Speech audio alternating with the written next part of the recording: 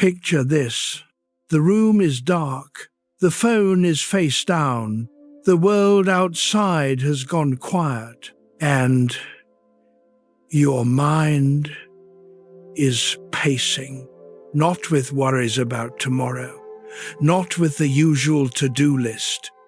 Something heavier, something older, a voice that sounds like you but harsher, asking questions you cannot answer. What have you actually accomplished? Who would you be without your distractions? Is this all there is? You have felt this before. Maybe not tonight, but on enough nights that you recognize the shape of it. The mind does not get louder at night because something is wrong with you.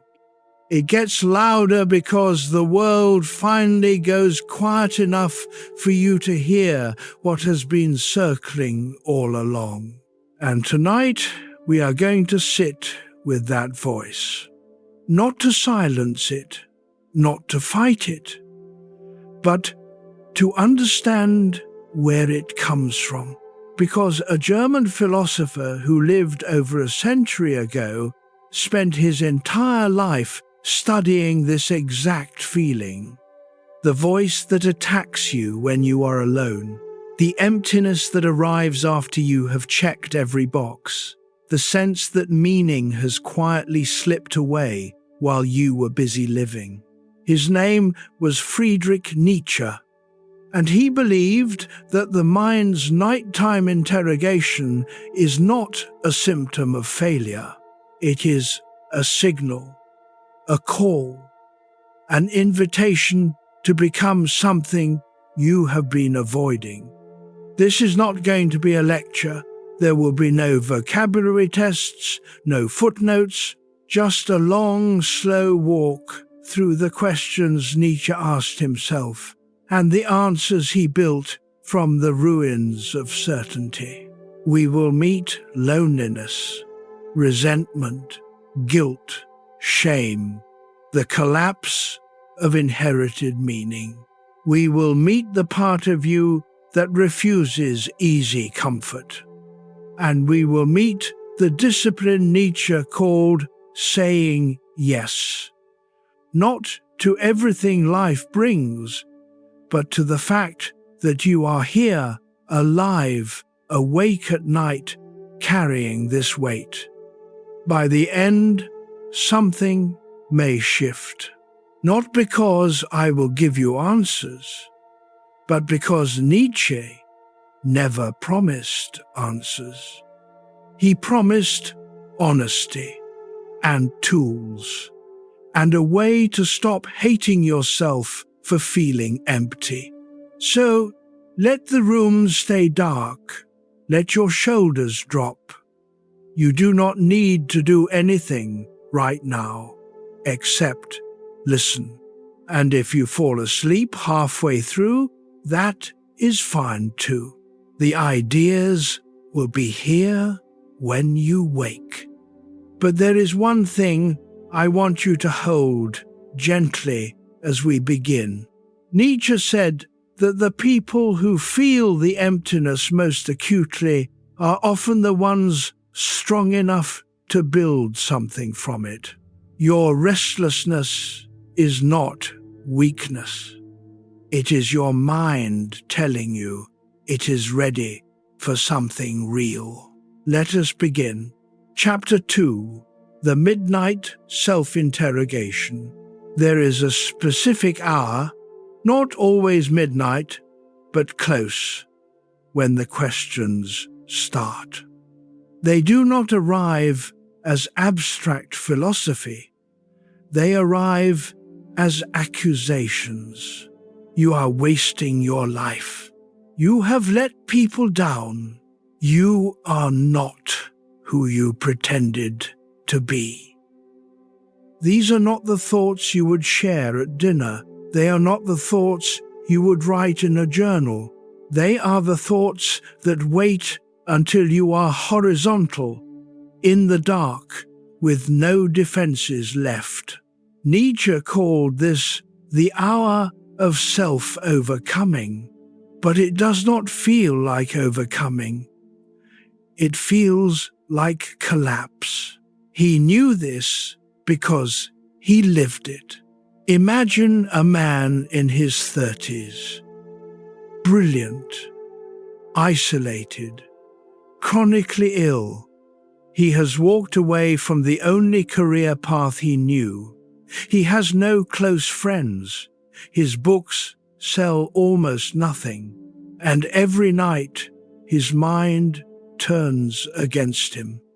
Not with gentle questions, with prosecutorial fury. What have you done with your life? What makes you think you matter? Who will remember you when you are gone? Nietzsche did not try to answer these questions with reassurance. He did not meditate them away. He did not pray for relief. He sat with them, took notes, let them carve him open.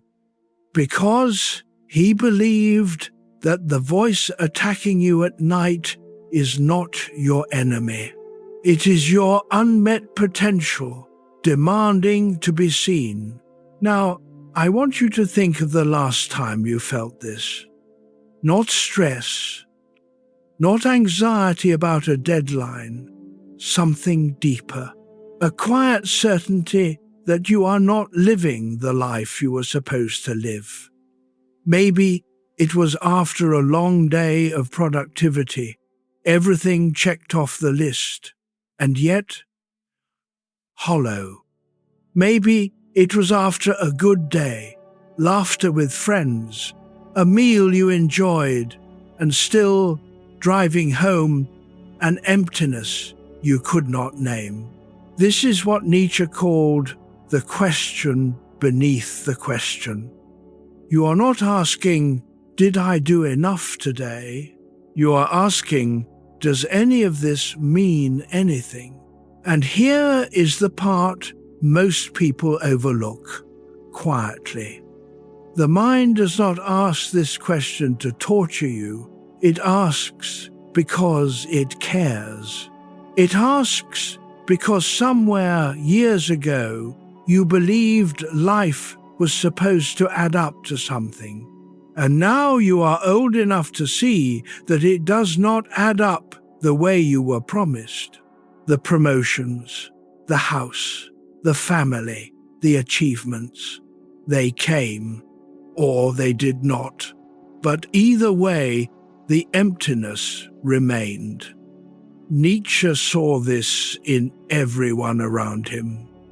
Successful people, moral people, people who did everything right, and all of them, in private, felt the same hollow ache. He asked, what if the problem is not you? What if the problem is that you were given a map to a destination that does not exist? Hold that gently, because it returns later. For now, just notice. The interrogation your mind performs at night is not random cruelty. It is a signal that you have outgrown the story you were told about what makes a life worthwhile. And the first step is not to silence the questions. It is to stop apologizing for asking them. Let your jaw soften. The next part goes deeper. Chapter 3, Loneliness as a Laboratory. Nietzsche spent much of his adult life alone, not by accident, by design. He believed that loneliness, real loneliness, not just being single or having a quiet weekend, was the only laboratory where you could discover who you actually are. Most people avoid this laboratory. They fill every silence. They surround themselves with noise, tasks, people, screens, not because they love those things, because the alternative is unbearable. Silence means facing yourself, and most people do not like what they see. Nietzsche understood this. He was not immune to it. In his letters, he wrote about the pain of isolation, the ache of being misunderstood, the fear that his work would die with him, unread. But he also wrote this: "In solitude, you meet the person you have been running from your entire life. And that person is not your enemy. That person is the only one who can save you." He meant it literally. Think of the last time you were truly alone. No podcast in your ears, no scrolling, no tasks. Just you and a quiet room. How long did it take before the discomfort started? 30 seconds? 2 minutes? That discomfort is not boredom, it is encounter. You are meeting the unfinished parts of yourself, the grief you never processed, the dreams you abandoned, the self-criticism you automated so well that you do not even hear it anymore. Nietzsche called this the inner multiplicity. He believed you are not one person.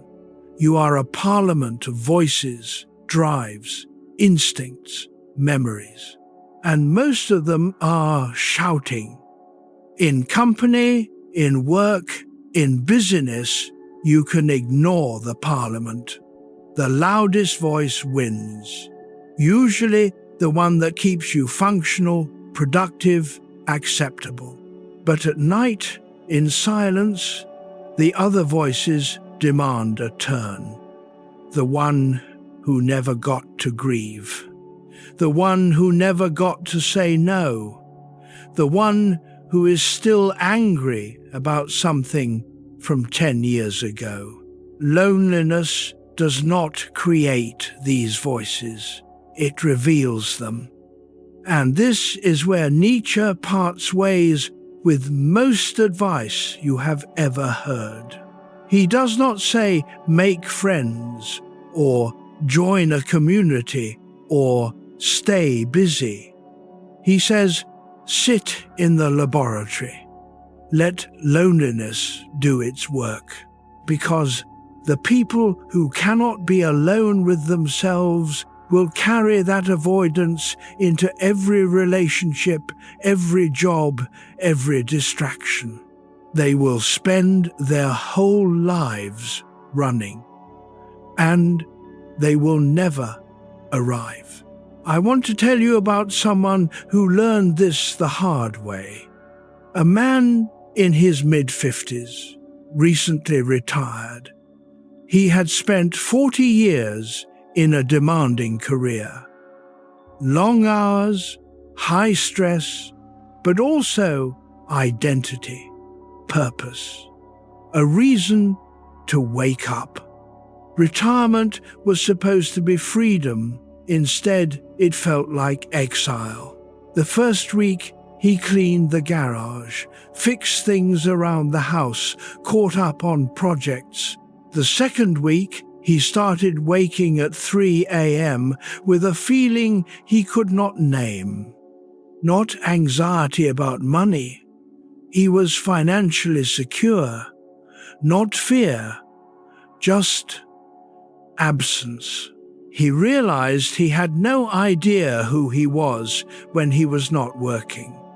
For 40 years, he had defined himself by output, by what he produced, by how others saw him.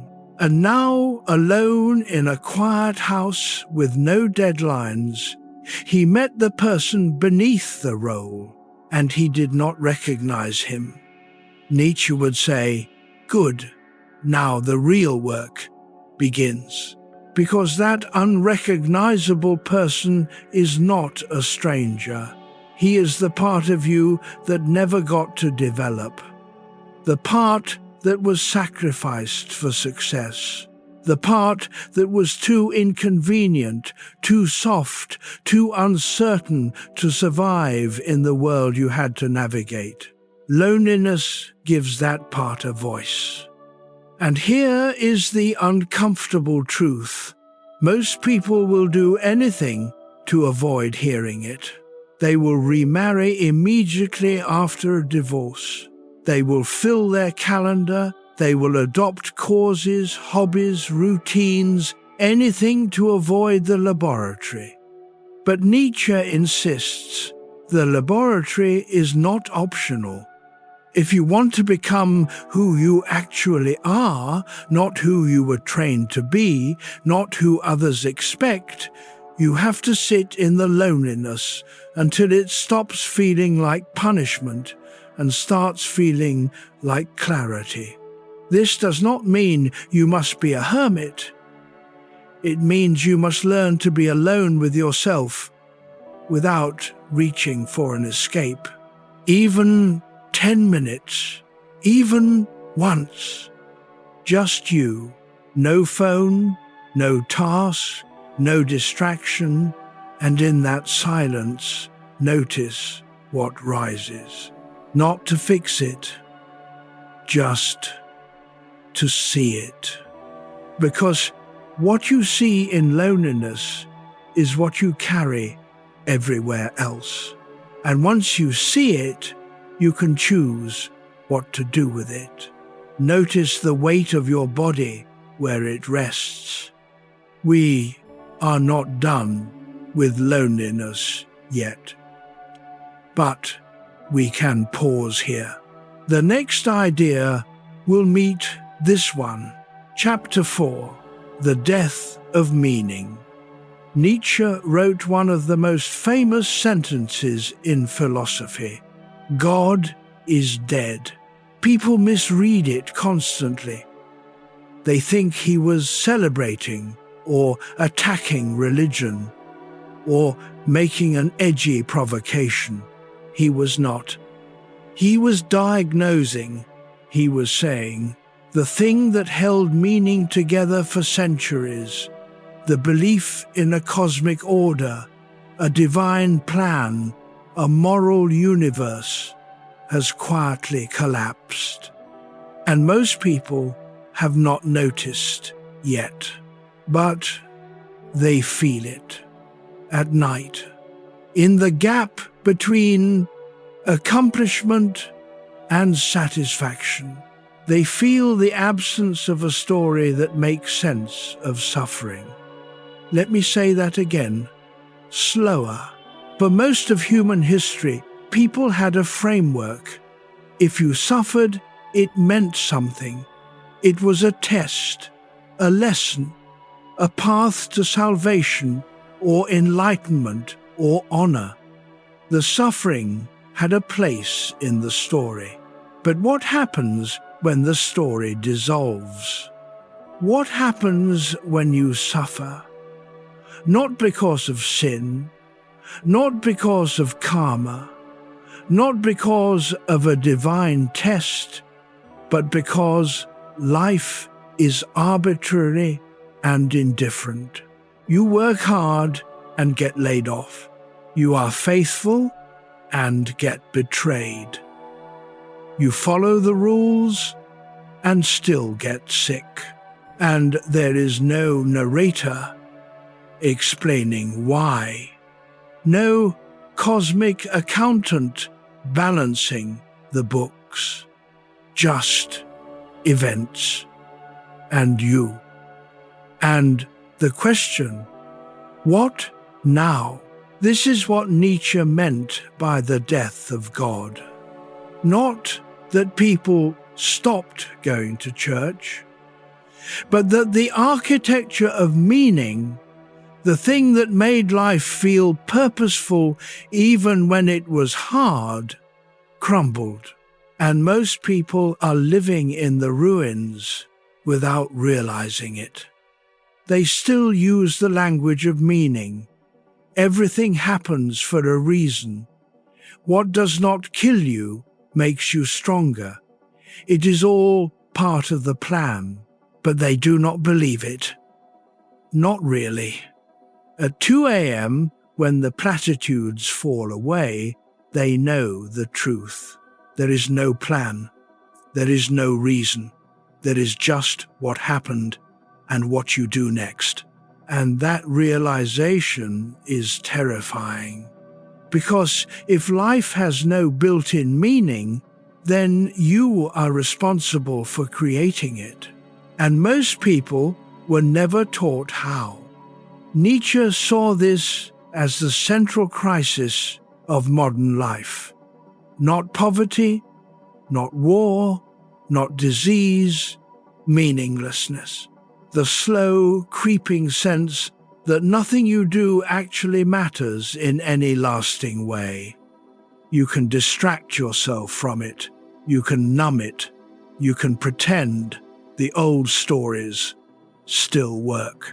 But at night, when you are alone, the truth waits. And it asks, if there is no God, no karma, no cosmic justice, why get out of bed tomorrow? Nietzsche did not offer an easy answer. He refused to. He said, anyone who gives you an easy answer is lying. This is the abyss, and you have to look into it. But here is what most people miss. Nietzsche did not say the abyss was the end. He said it was the beginning. The death of inherited meaning is not a tragedy. It is an opportunity. For the first time in history, you are free to create your own values, to decide what matters, to build meaning from the ground up, but only if you are willing to sit with the emptiness first. Only if you stop looking for someone else to tell you what your life is for. Think of the last time you felt truly empty. Not sad, not anxious, empty. Maybe it was after a milestone, a birthday, a retirement, a breakup. You achieved the thing, or you lost the thing, and afterward, nothing. No dramatic revelation, no sense of completion, just a flatness you could not explain. That flatness is what Nietzsche called nihilism. The realization that the meaning you were chasing does not exist. And here is the part that matters. You can stay in that flatness forever. Many people do. Or you can use it as fuel. Nietzsche believed the emptiness is not the problem. The problem is mistaking the emptiness for the end of the story. It is not the end. It is the clearing where something new can be built. But you have to be honest about what was lost before you can build what comes next. And this is where the story turns. Quietly. Let your shoulders drop. The next chapter is not about fixing you. It is about understanding what happens when you stop running from the abyss. Chapter 5. Nihilism, passive and active.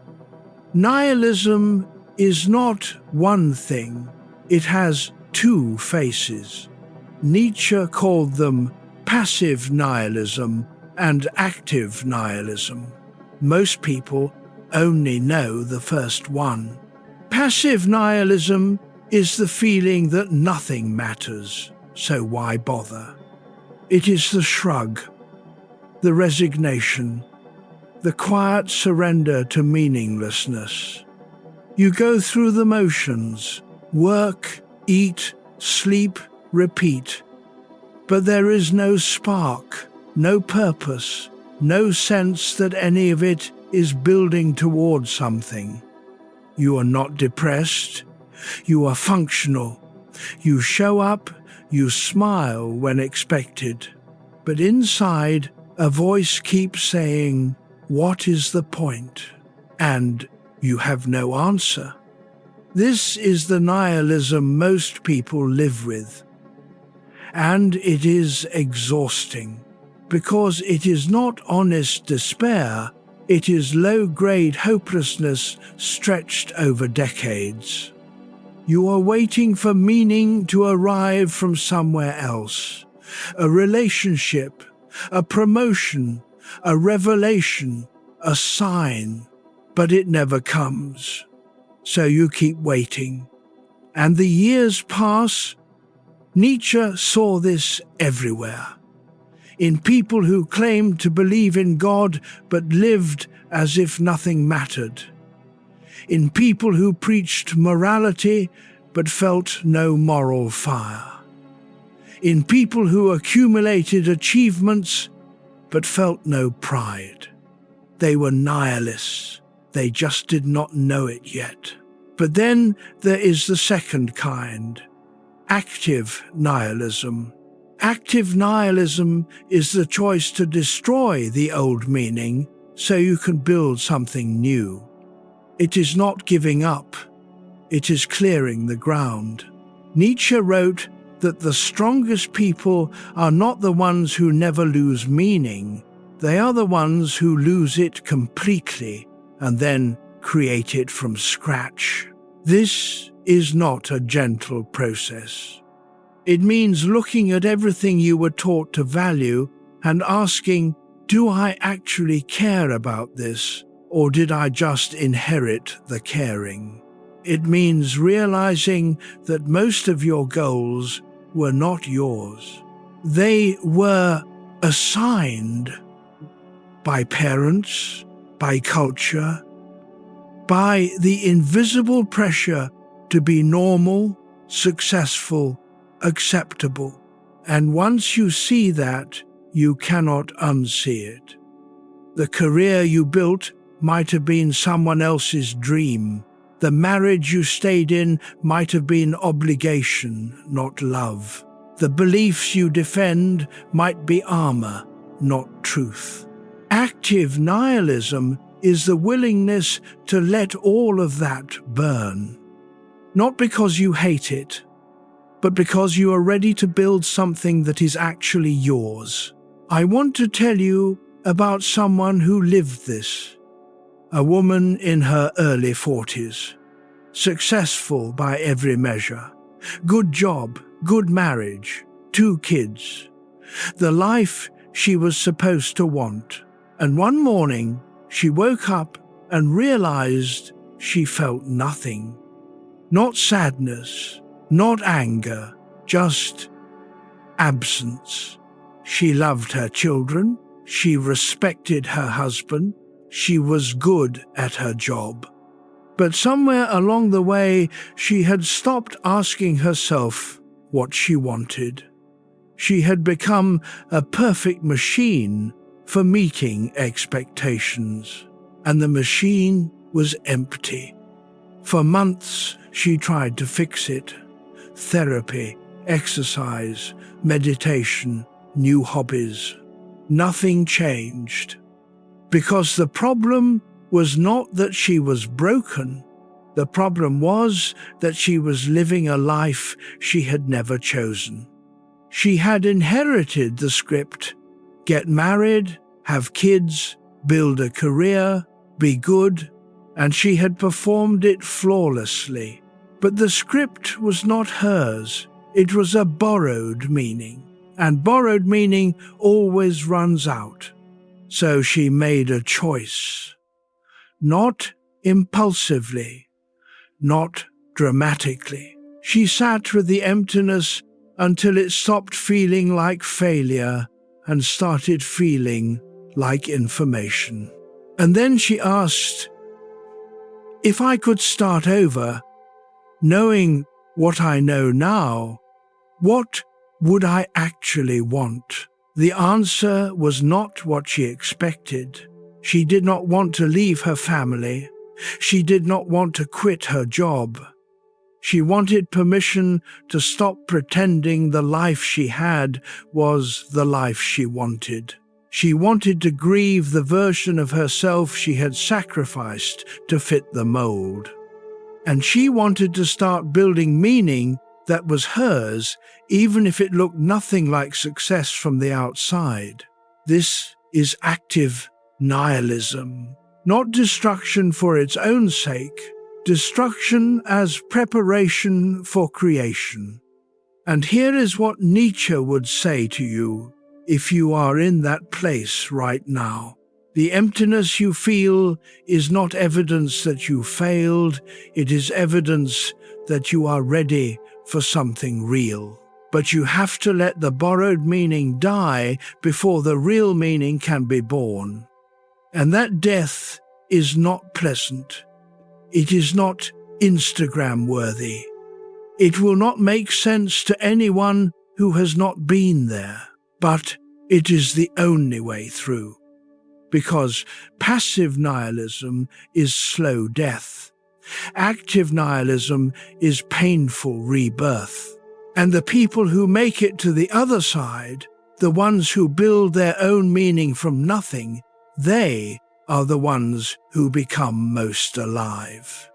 Feel the weight of your body where it rests. Let the next breath come slower. We are not done with nihilism yet, but we are close to the real point. Chapter 6, Weariness and Modern Exhaustion. There are two kinds of tiredness. The first kind is physical. You worked hard, you moved your body, you used energy, and now you need rest.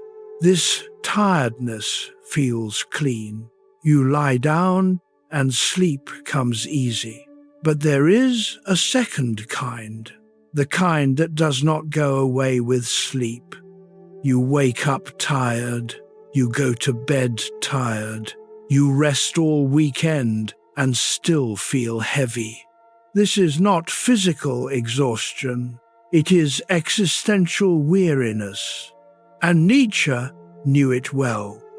He called it the weariness that wants to reach the ultimate with one leap. What he meant was this: modern life makes you so tired that you start craving escape, not rest. Escape. You want to skip to the end, to stop having to try, to be done. Not because you are suicidal, because you are exhausted by the endless demand to keep performing, keep producing, keep caring. You are tired of pretending everything is fine, tired of managing your image, tired of carrying the weight of other people's expectations. And no amount of sleep fixes it, because the tiredness is not in your body, it is in your soul. Nietzsche believed this weariness was the signature illness of modernity. People in earlier eras had physical hardship, hunger, disease, war. But modern people have a different kind of suffering, the suffering of meaning fatigue. You are asked to care about everything. Social issues, career advancement, relationships, health, self-improvement, productivity, mindfulness. The to-do list is infinite. The standards are impossible, and the reward for meeting them is just more demands. So you get tired.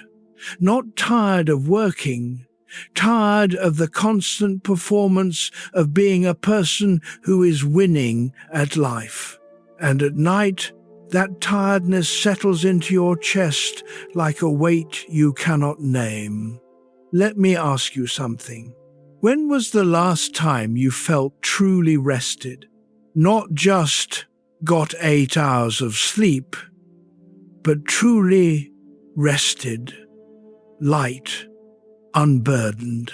For many people, the answer is, I do not remember, because rest requires more than lying down. It requires permission to stop performing, and most people never give themselves that permission. They rest, but they are still thinking about work, still worrying about what they should be doing, still carrying the invisible checklist of self-improvement. Rest becomes another task, another thing to optimize, and the weariness deepens. Nietzsche saw this in himself. He pushed his mind to the edge.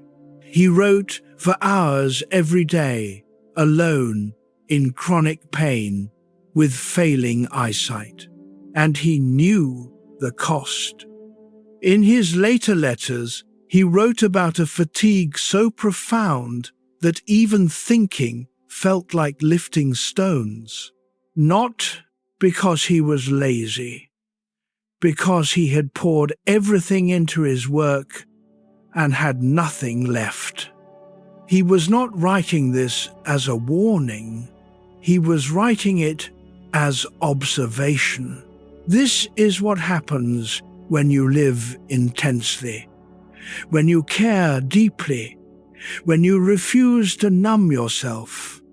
You get tired, deeply tired, and the question becomes, what do you do with that tiredness? Most people medicate it: alcohol, scrolling, shopping, busyness, anything to avoid feeling the weight. But Nietzsche suggests something different. He says, feel it fully. Do not run. Do not numb. Sit with the weariness until you understand what it is trying to tell you. Because often, the weariness is not asking you to rest. It is asking you to stop living a life that drains you. It is asking you to look at your days and notice how much of your energy goes to things you do not care about, obligations you resent, relationships you maintain out of guilt, work that feels pointless, standards you never agreed to. The weariness is your body saying, I cannot keep carrying this.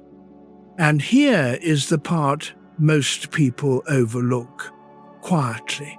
The solution is not self-care, it is honesty. You have to be honest about what is draining you. And you have to be willing to let some of it go. Not all of it. You cannot abandon every responsibility, but some of it. The parts that are not yours. The parts you are carrying because someone else could not. Nietzsche believed that the strongest people are not the ones who never get tired. They are the ones who get tired, acknowledge it, and then ruthlessly cut away what is stealing their energy. And this is where the next question comes in. What if the thing stealing your energy is not your job, or your family, or your responsibilities? Unquote. What if it is the voice inside your head that you have been listening to your whole life? The one that says you are not enough, that you need to do more, that rest is weakness. What if that voice is not you at all? Let your jaw soften. The next chapter asks, who put that voice there? And why do you still obey it? Chapter 7. the herd inside your head. Nietzsche had a term for the invisible force that controls most people's lives. He called it the herd, not people, not society, but the internalized pressure to think, feel, and behave the way everyone else does. The herd is not a conspiracy. It is a habit. It is the voice that says, do not stand out, do not take risks, do not question what everyone else accepts. And most people obey it without realizing it. They choose careers that are respectable, not meaningful. Partners who are acceptable, not passionate. Beliefs that are safe, not true. Not because they are cowards, because the herd is loud and it punishes deviation. If you think differently, you are arrogant. If you feel differently, you are broken. If you want differently, you are selfish. So you learn to hide, to smooth your edges, to become acceptable. And the herd rewards you with approval, belonging, the comfort of not being alone. But the cost is this: you forget who you are beneath the performance. Nietzsche believed that most people live their entire lives inside the herd and never realize it. They think they are making choices, but they are following scripts. Scripts about what success looks like, what love is supposed to feel like, what a good life requires. And because everyone is following the same scripts, it feels like truth. But at night, when the world goes quiet, the herd loses its power. And you are left with the uncomfortable question, what do I actually want? Not what I am supposed to want, what I actually want. And for many people, the answer is, I do not know. Because they have been listening to the herd for so long that they cannot hear their own voice anymore. Let me tell you about a moment when someone heard it. A man in his late 20s. On paper, he had everything. A degree from a good school, a job at a prestigious company, a relationship that looked stable from the outside. And every morning, he woke up with a knot in his stomach. Not anxiety about failing, anxiety about succeeding. Because he knew deep down that he was building a life he did not want. But everyone was proud of him. His parents, his friends, his girlfriend. So he kept going, kept performing, kept saying yes to the next promotion, the next milestone, the next expectation. Until one night, driving home from work, he had a thought that stopped him cold. I do not want any of this. Not the job, not the city, not the trajectory. He had been so busy meeting expectations that he had never asked himself what he actually valued. And now, at 28, he was so far down a path he did not choose that he could not see a way back. This is what Nietzsche meant by the herd. Not that society forced him into this life, but that society made it so easy to follow the script that he never questioned it, and now the script felt like a prison. Here is what Nietzsche would say: the herd is not evil.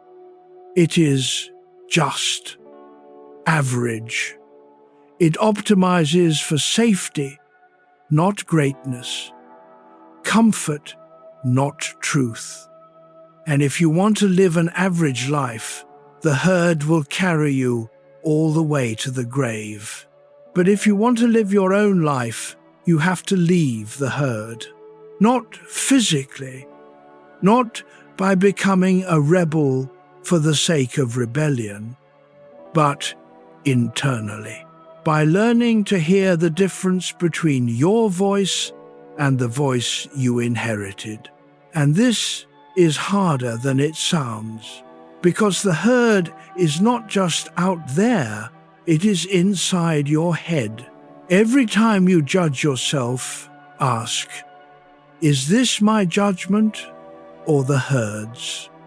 Every time you feel shame, ask, is this my shame or something I was taught to feel? Every time you make a choice, ask, am I choosing this or is the herd choosing for me? And once you start asking these questions, you cannot stop. You will see the herd everywhere, in your friendships, your career, your beliefs, your desires. You will realize how much of your life is performance and how little is yours. And that realization will feel like grief. Nietzsche knew this. He called it the great nausea, the moment when you see through the illusion and cannot unsee it. But he also said, this is the beginning, because only when you see the herd can you choose to leave it, and only when you leave it can you discover who you actually are. Notice the air moving in and out. There is nothing to fix right now. The next part goes deeper into what the herd taught you to feel and why it is so hard to let go. Chapter 8. Shame, Guilt, Bad Conscience. Nietzsche spent years studying one question. Where does guilt come from? Not the guilt you feel when you actually hurt someone. That is remorse. That is healthy. He was asking about the other kind. The guilt that has no clear cause. The guilt that wakes you at 3 a.m. and says you are bad without explaining why. The guilt that feels like it has been with you forever, like it was stitched into your bones before you could even speak. He called this bad conscience, and he believed it was one of the most destructive forces in human psychology. Here is how it works. Humans are animals. We have drives, instincts, desires, aggression. These drives are not good or bad. They are just energy. The will to survive, to dominate, to take what we need. In early human societies, these drives were expressed outward. You competed, you fought, you took. But as civilization developed, society needed people to stop expressing those drives outward, because unchecked aggression destroys communities. So society created rules, morality, punishment, shame, and slowly people learned to turn their aggression inward. Instead of fighting others, you fight yourself. Instead of dominating the world, you dominate your own desires. And this internalized aggression becomes guilt. You feel guilty for wanting things, for feeling angry, for being selfish, for existing in a way that is not perfectly controlled. And here is the part Nietzsche found so disturbing. Society does not just punish bad behavior, it punishes the drives themselves. You are taught that anger is bad, that desire is bad, that selfishness is bad, not just the actions, the feelings.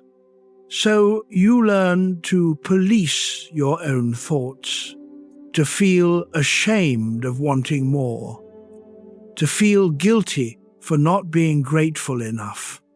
And the shame becomes automatic. You do not even know why you feel it. You just do. This is bad conscience, the internalized voice of punishment that never shuts up. And most people carry it their whole lives without realizing it is not theirs. Think of the last time you felt guilty for no clear reason. Maybe you took a day off and felt bad about it. Maybe you said no to someone and felt selfish. Maybe you enjoyed something and felt like you did not deserve it. That guilt is not coming from you. It is coming from the voice you internalized years ago. The voice that said, "You must always be productive. You must always put others first. You must never be too much or ask for too much or want too much." And now that voice runs on autopilot, punishing you for being human. Nietzsche believed this was the core sickness of modern people. Not that they do bad things, but that they have been taught to hate themselves for having needs. And the worst part?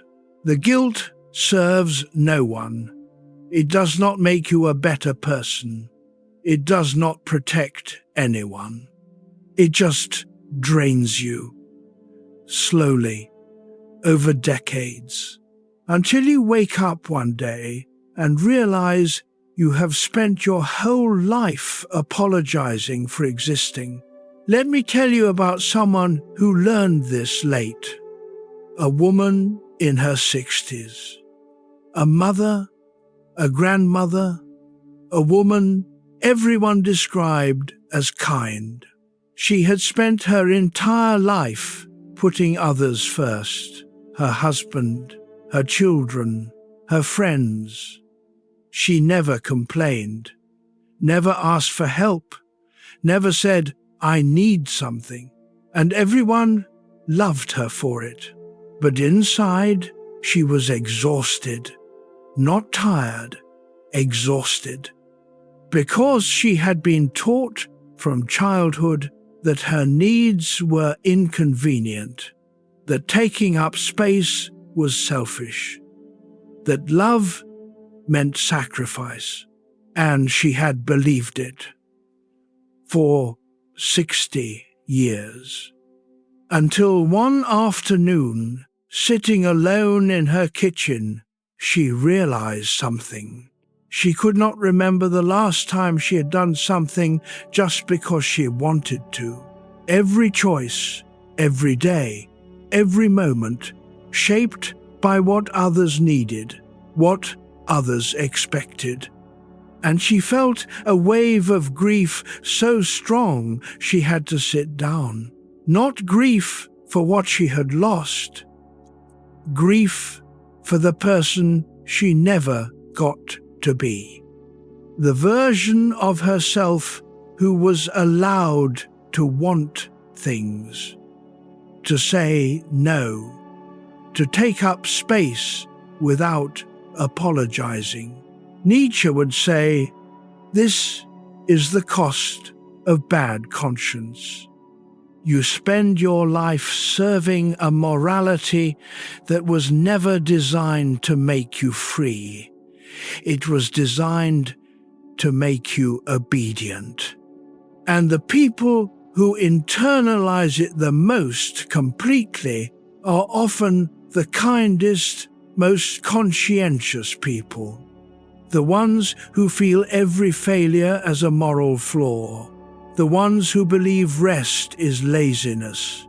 The ones who cannot accept a compliment without deflecting. They are not broken. They are overtrained. Trained to punish themselves for being alive. And Nietzsche asks, what would happen if you stopped? What if you let yourself feel anger without guilt? Want without shame? Rest without apology? What if the drives you have been suppressing your whole life are not evil? They are just energy. And energy, when it is not turned inward, can be used to build something. But first, you have to stop punishing yourself for having it. Let your shoulders drop. The next chapter is about what happens when that inward punishment hardens into something worse. Something Nietzsche called the poison of memory. Chapter 9, Ressentiment, Poisoned Memory. There is a word Nietzsche used that does not translate cleanly into English. Ressentiment. It is not just resentment. It is something deeper, slower, more corrosive. It is the feeling you get when you have been wronged, but you cannot do anything about it. So you store it, you replay it, you nurse it, you let it harden into identity. And over time, the memory of the hurt becomes more real than the hurt itself. Ressentiment is what happens when pain becomes a lens, when everything you see is filtered through the wound.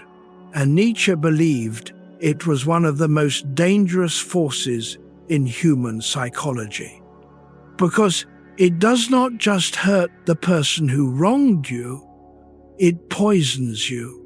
Here is how it works. Someone hurts you. Maybe it was intentional, maybe it was not. Maybe it was your boss who overlooked you, your parent who dismissed you, your partner who betrayed you, your friend who disappeared. At first, you feel anger. That is healthy. Anger is energy. It wants to act, to repair, to change the situation. But what if you cannot act? What if the person who hurt you is more powerful than you? What if confronting them would cost you something you cannot afford to lose? So you swallow the anger, you bury it, you tell yourself, it does not matter. But it does matter. And the anger does not disappear. It transforms into bitterness, into quiet resentment, into a running tally of every slight, every injustice, every time you were overlooked. And slowly, without realizing it, you start to organize your entire sense of self around the wound. You are not just someone who was hurt, you are someone who is defined by being hurt. And that identity gives you something, not happiness, but coherence. It explains why life is hard. It justifies your bitterness. It makes you the victim, which means you are morally superior to the people who wronged you. And this is where ressentiment becomes toxic because it does not want resolution. It wants to keep the wound open. It does not want justice. It wants revenge. Or, failing that, it wants to nurse the injury forever. Nietzsche saw this everywhere, in people who could not let go of old grievances, in people who built their entire personality around being misunderstood, overlooked, betrayed. And he noticed something. These people were often intelligent, sensitive, moral. They were not cruel. They were not stupid, but they had taken their pain and turned it into a religion. And that religion made them bitter, made them small, made them unable to experience joy without suspicion. Because if you have organized your life around being wronged, then healing feels like betrayal. If you let go of the resentment, who are you? Think of the last time you replayed an old argument in your head, not to understand it better, not to learn from it, just to rehearse the injustice, to feel the sting again, to remind yourself that you were right and they were wrong. How many times have you replayed it? 10, 20, 100? And each time the story gets a little sharper, a little more one-sided, a little more proof that you were the victim. This is ressentiment, and it feels righteous. But Nietzsche asks, what is it doing to you? Is it making you happier, stronger, freer? Or is it just keeping the wound fresh so you never have to move on? Let me tell you about someone who carried this for years. A man in his 40s. His father had been cold, critical, impossible to please. As a child, he tried everything to earn approval, worked hard, stayed quiet, never caused trouble. It was never enough. And when his father died, there was no reconciliation, no apology, no moment of understanding, just absence and unfinished business. For years, the man carried that absence like a weight. He told himself it did not matter. He had moved on, built his own life, his own family. But at night, he would lie awake and replay conversations from decades ago. Things he should have said, things his father should have understood. The approval he never got, and he noticed something. The replaying never brought relief, it just kept the pain alive. He was not honoring his father. He was punishing himself with the memory, because as long as he held on to the resentment, he did not have to grieve. And grief is harder than anger. Grief requires letting go. Nietzsche would say, ressentiment is the refusal to grieve. It is the choice to stay angry because anger feels safer than sadness. But anger that has no outlet turns inward. It becomes self-loathing. It becomes the voice that says, "You were never good enough." And that voice is not your father's anymore. It is yours. You have internalized the wound. And now you are the one inflicting it. Here is the hardest part. Letting go of ressentiment does not mean forgiving the person who hurt you. It means forgiving yourself for still being affected by it. It means admitting that holding on to the wound is not making you stronger. It is making you smaller. And it means choosing actively, deliberately to stop rehearsing the pain. Not because the pain was not real, but because you deserve a life that is not defined by it. This is not easy. It will not happen in one moment. It is a practice. But the first step is noticing when you are replaying, when you are nursing the wound, and asking, is this helping me, or is this just keeping me stuck? Feel the weight of your body where it rests. The next chapter asks, what if the morality you were taught is not protecting you? What if it is the source of your nighttime anxiety? Chapter 10, Morality as Nighttime Anxiety. Nietzsche made a controversial claim. He said, morality, the thing most people think of as good, necessary, civilizing, is often the source of suffering.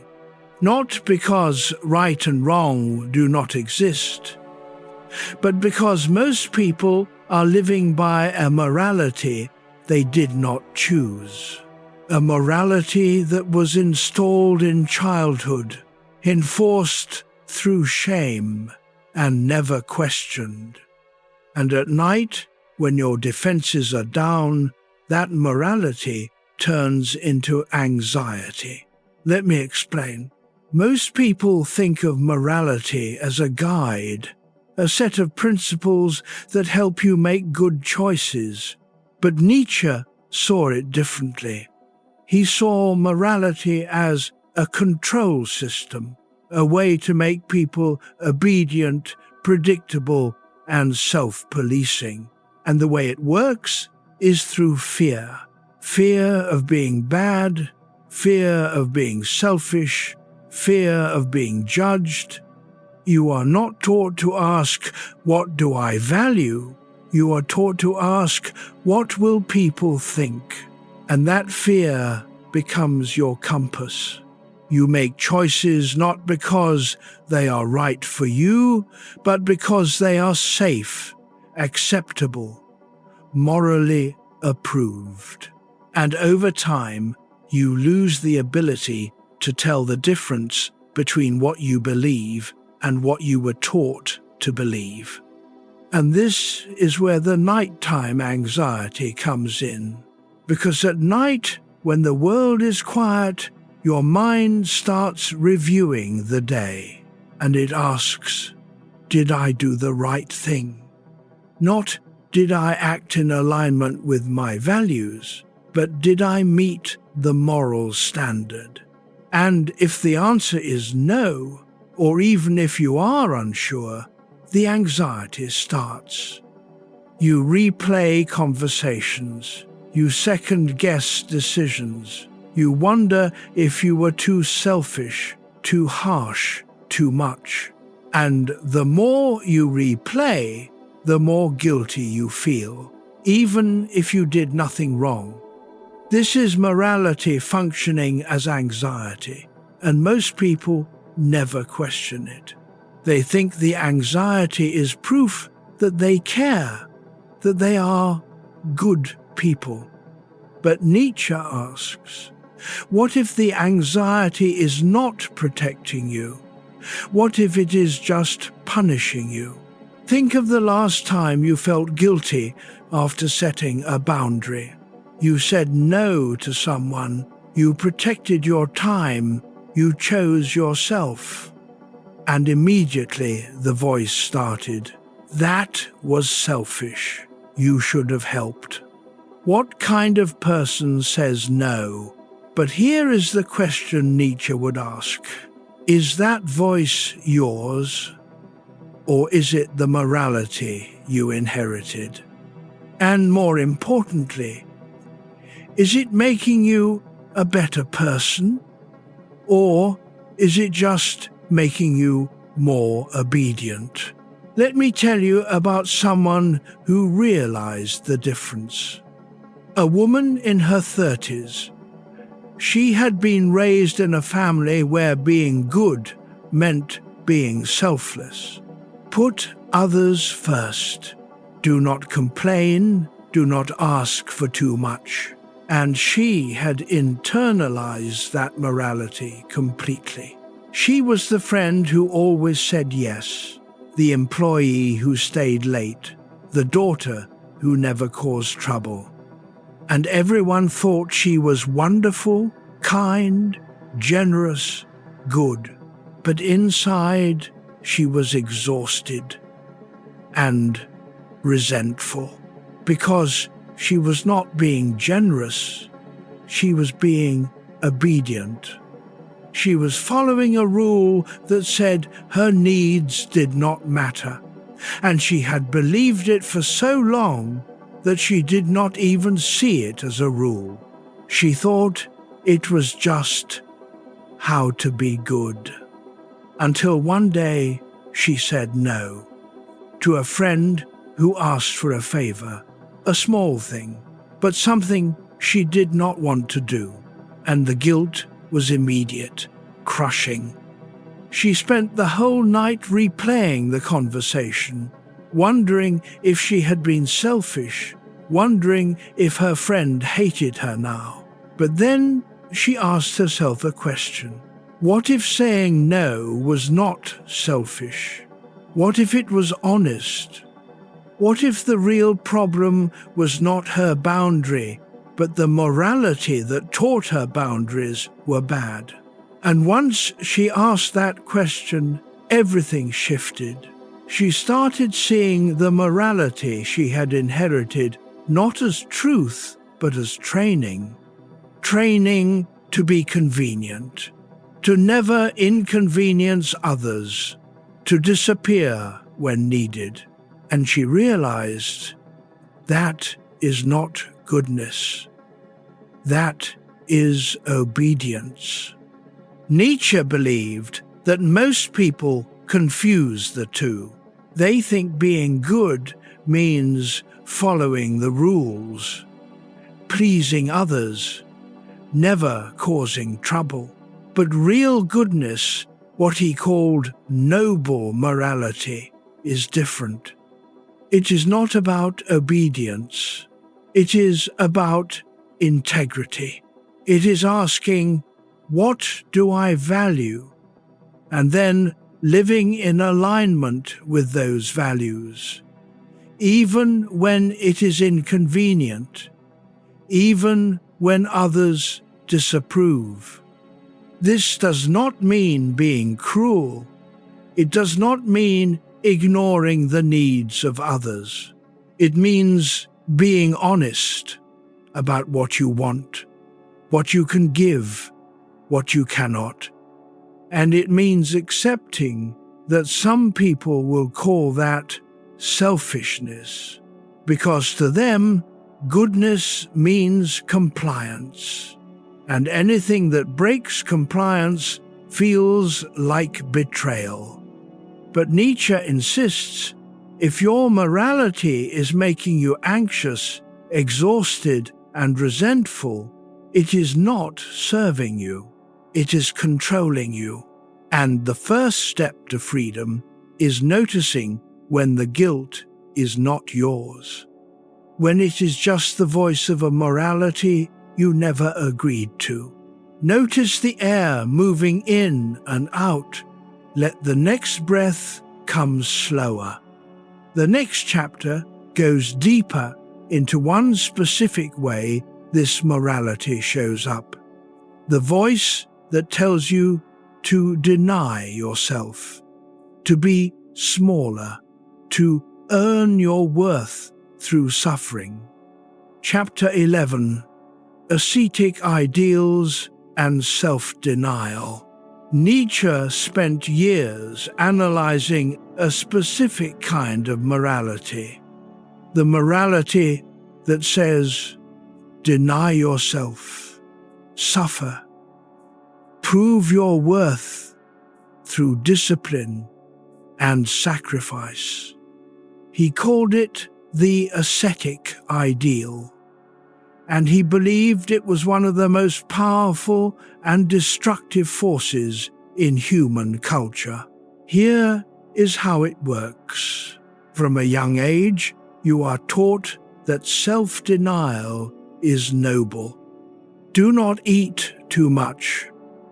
Do not rest too much. Do not want too much. Discipline your body. Control your desires. Prove you are stronger than your instincts.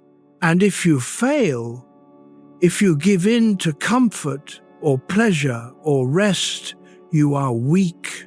This ideal shows up everywhere. In religion, in self-help, in fitness culture, in productivity advice. The message is always the same.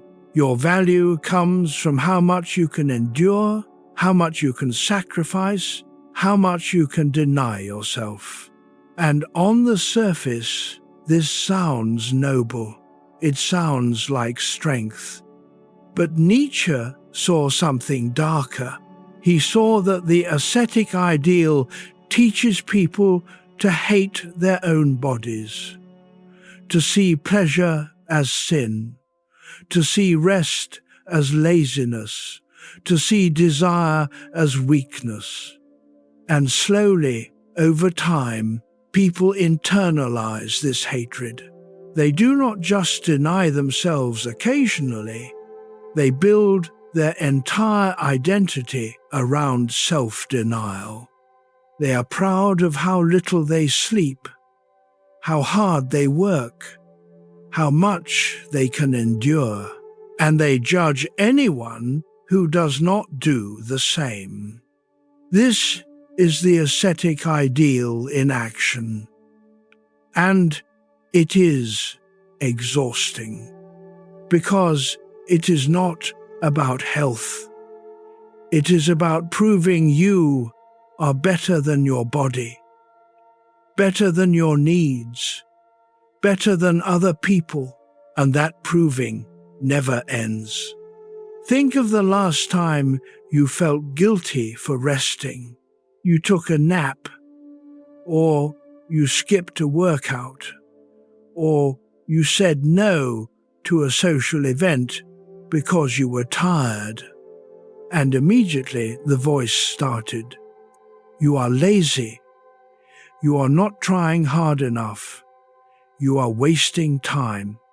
That voice is the ascetic ideal, and it does not care if you are actually tired. It only cares that you keep performing. Let me tell you about someone who lived this for decades. A man in his 50s. He had been an athlete in his youth, disciplined, driven, proud of his body's strength, and he had carried that discipline into adulthood. Early mornings, strict diet, intense workouts.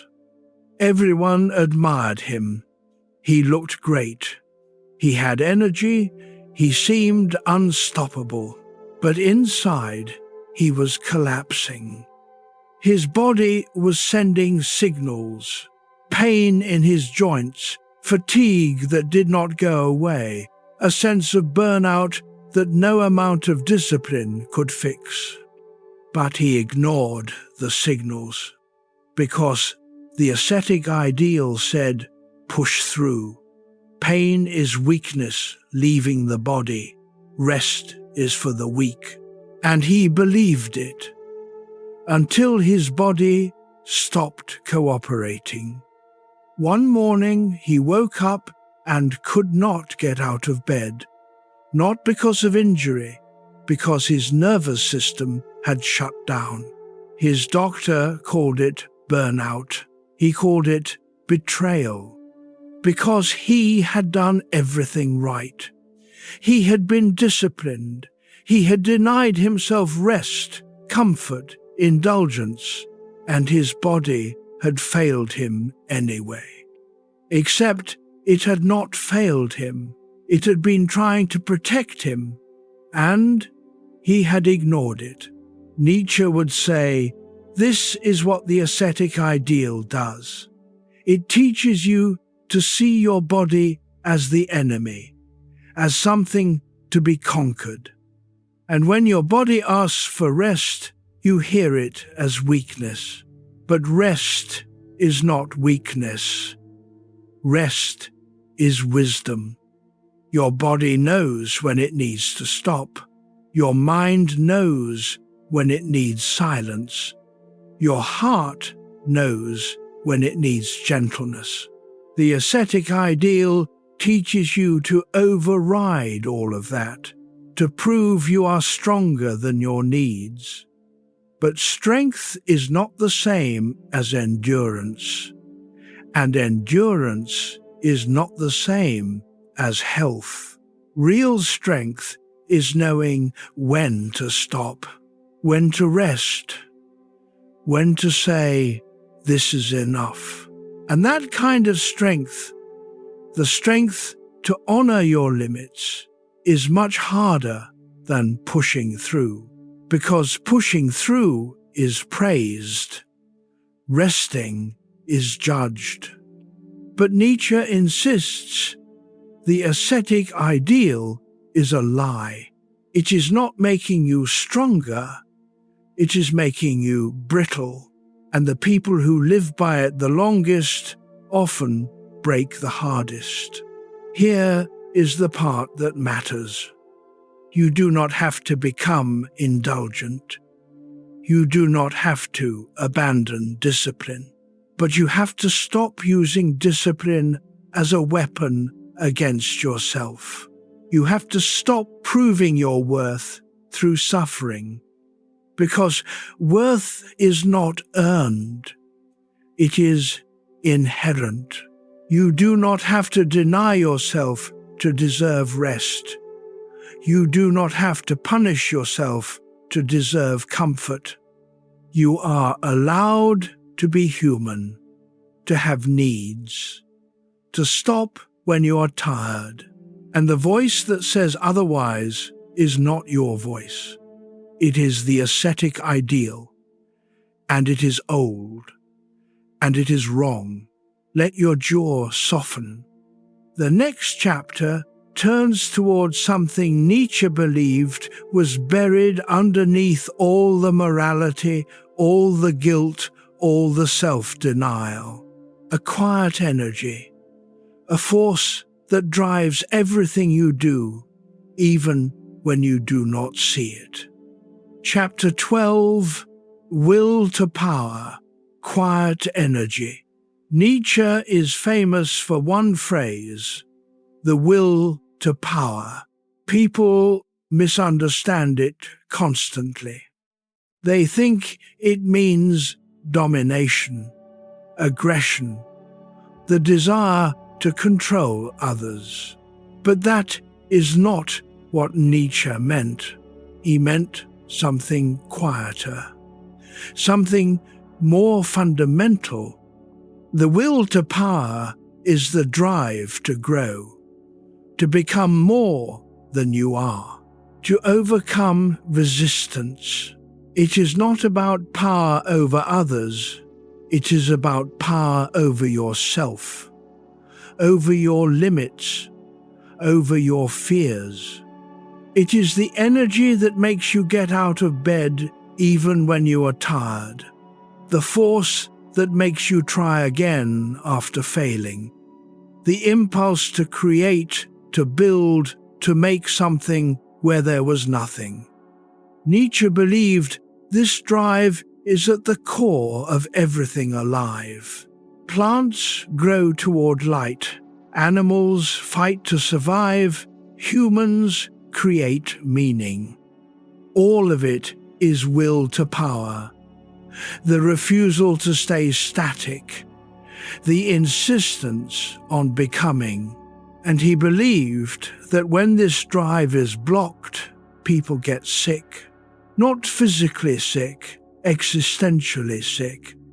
They feel stuck, restless, like they are treading water but never moving forward. And at night, that restlessness turns into anxiety, because the will to power does not go away when you ignore it. It just turns inward. If you cannot grow outward in your work, your relationships, your creativity, the energy has to go somewhere. So it becomes self-criticism, self-improvement, endless striving for an impossible standard. You are still trying to overcome something. You are just trying to overcome yourself. And that is exhausting. Think of the last time you felt truly alive. Not happy, not comfortable, alive. Maybe it was when you were learning something difficult, or building something that mattered, or pushing past a limit you thought was fixed. That feeling, that sense of expansion, of becoming, is will to power. And when you do not have it, life feels flat. You go through the motions. You meet the obligations. But there is no spark, no sense of moving toward anything, and at night the absence of that spark feels like failure. Let me tell you about someone who rediscovered it. A woman in her mid-40s. She had spent 20 years in a stable job. Good salary, good benefits, no real complaints. But she felt like she was sleepwalking. Every day was the same. Same tasks, same meetings, same conversations. She was competent, but she was not growing, and she had not realized how much that was draining her. Until one weekend, on a whim, she signed up for a pottery class. She had no experience, no talent, no reason to think she would be good at it. But the first time she shaped clay on the wheel and felt it respond to her hands, something shifted. It was not about making something beautiful, it was about the act of making, the resistance of the clay, the learning curve, the failure, and the trying again. For the first time in years, she felt the will to power, the drive to get better, to create something that did not exist before, and it reminded her what it felt like to be alive. Nietzsche would say, this is what people are missing. Not success, not achievement, but the felt sense of growth, the sense that you are becoming, that you are moving, that you are not static. And when that sense is absent, life becomes a prison. You are not unhappy. You are just waiting for something, for permission, for a reason. But the will to power does not wait for permission. It demands expression. And if you do not give it an outlet, it will eat you alive. Here is the part most people get wrong. They think will to power means ambition, climbing the ladder, winning. But that is just one version, and often it is the shallowest version. Real will to power is much quieter. It is the drive to become who you actually are, to develop your capacities, to express what is inside you. It does not need an audience. It does not need applause. It just needs room. And the people who block this drive, who spend their lives in jobs that do not use them, relationships that do not see them, routines that do not challenge them, they are the ones who feel the emptiness most acutely, because they are not living, they are managing. And management is not the same as life. Nietzsche believed that the will to power is not something you create. It is something you release. It is already there. It has always been there, but it has been buried under obligations, expectations, the ascetic ideal, the herd, and the work is not to manufacture it. The work is to clear the space for it, to ask, what do I want to grow toward? What do I want to become? What resistance do I want to overcome? And then to move, even a little, even badly, because the will to power does not care about success. It cares about movement. And movement, any movement, is better than stagnation. Notice the weight of your body where it rests. The next chapter asks, if will to power is the core drive, what is it driving? What is actually making your decisions? Chapter 13. Drives, instincts, interpretation. Nietzsche did not believe in the unified self.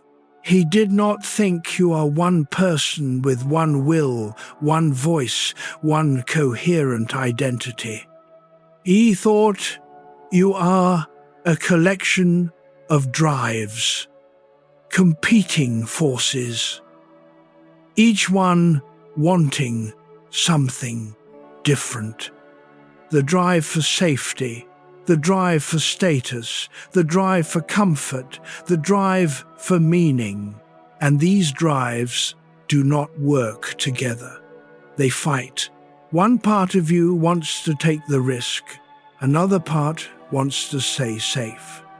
One part of you wants to speak up. Another part wants to keep the peace. And whichever drive is strongest in the moment, that is the one that decides. But you do not experience it that way. You experience it as, I chose this, as if there is a single, rational you making deliberate decisions. But Nietzsche says, that is an illusion. A story you tell yourself after the fact. The drive made the choice. You just narrated it. And this changes everything. Because if you are not one person, if you are a parliament of drives, then self-understanding is not about finding your true self. It is about understanding which drives are running the show and why. Let me give you an example. You are at work. Your boss asks you to take on an extra project. You say yes immediately. Later, you feel resentful. You did not want to say yes, but you did. Why? Nietzsche would say, because in that moment, the drive for approval was stronger than the drive for rest. And the drive for approval made the choice before you could even think about it. You did not decide to say yes. The drive decided, and you went along. And this happens constantly, in small ways and large. The drive for comfort keeps you in a relationship that is not working. The drive for status keeps you in a job that drains you. The drive for safety keeps you from taking the risk that might change everything. And you do not see it. Because you think you are choosing, but you are not choosing. You are responding. And the drive that is loudest in the moment is the one that wins. This is not a criticism. It is just how humans work. But once you see it, you cannot unsee it. You start noticing the drives, watching them compete, seeing which one takes control, and you start asking, is this the drive I want to win? Or is this just the drive that is loudest? Think of the last decision you made that you later regretted. Not a big decision, just something small. You snapped at someone. You avoided a conversation. You scrolled instead of sleeping. At the time, it felt automatic, like you did not even choose it. And Nietzsche would say, you did not, a drive chose it. And you rationalized it afterward. End quote.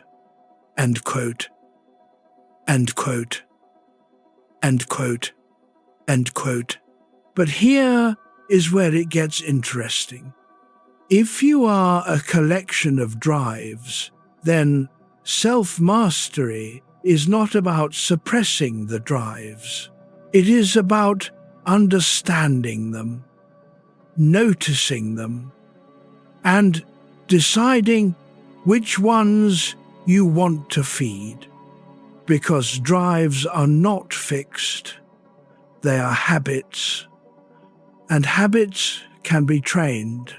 If you feed the drive for comfort every time it speaks, it gets stronger. If you feed the drive for growth, even when it is uncomfortable, it gets stronger. And over time, you can shift which drive wins. Not by force, by attention. Let me tell you about someone who learned this.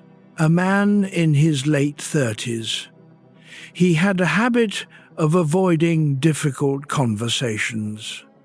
At work, at home, with friends, whenever conflict arose, he would shut down, change the subject, disappear. He told himself he was being diplomatic, keeping the peace, avoiding drama. But the truth was simpler. The drive for safety was running the show, and every time he avoided conflict, the drive got stronger. Until one day, he noticed the pattern. He saw that every time he avoided a conversation, he felt worse afterward, more anxious, more resentful. And he realized the drive for safety was not protecting him, it was trapping him. So he started practicing small things, saying what he actually thought in low-stakes situations, not aggressively, just honestly. And it was uncomfortable. Every time the drive for safety screamed at him to stop, but he kept going. And slowly, something shifted. The drive for honesty got louder, and the drive for safety got quieter. Not gone, just less dominant. And his life changed. Not because he became fearless, but because he stopped letting fear make every decision. Nietzsche believed this is the work, not to eliminate the drives, but to see them, to understand them, and to train the ones that serve you, because you are not one person. You are many. And the question is, which version of you is making the decisions? Let your shoulders drop. The next chapter asks, if drives are making decisions and you are narrating after the fact, what does that mean for truth, for reality, for everything you think you know? Chapter 14. Truth as a useful fiction. Nietzsche said something that makes people uncomfortable. He said, there are no facts, only interpretations. Not because reality does not exist, but because every fact you hold is filtered through a lens. Your upbringing, your drives, your needs, your fears. Two people can see the same event and walk away with completely different truths. Not because one is lying, but because truth is not objective. It is constructed, and the construction happens so fast, so automatically, that you do not even see it. You think you are seeing reality, but you are seeing your interpretation of reality, and your interpretation is shaped by what you need to believe. Let me give you an example. Someone criticizes you, maybe a colleague, maybe a friend.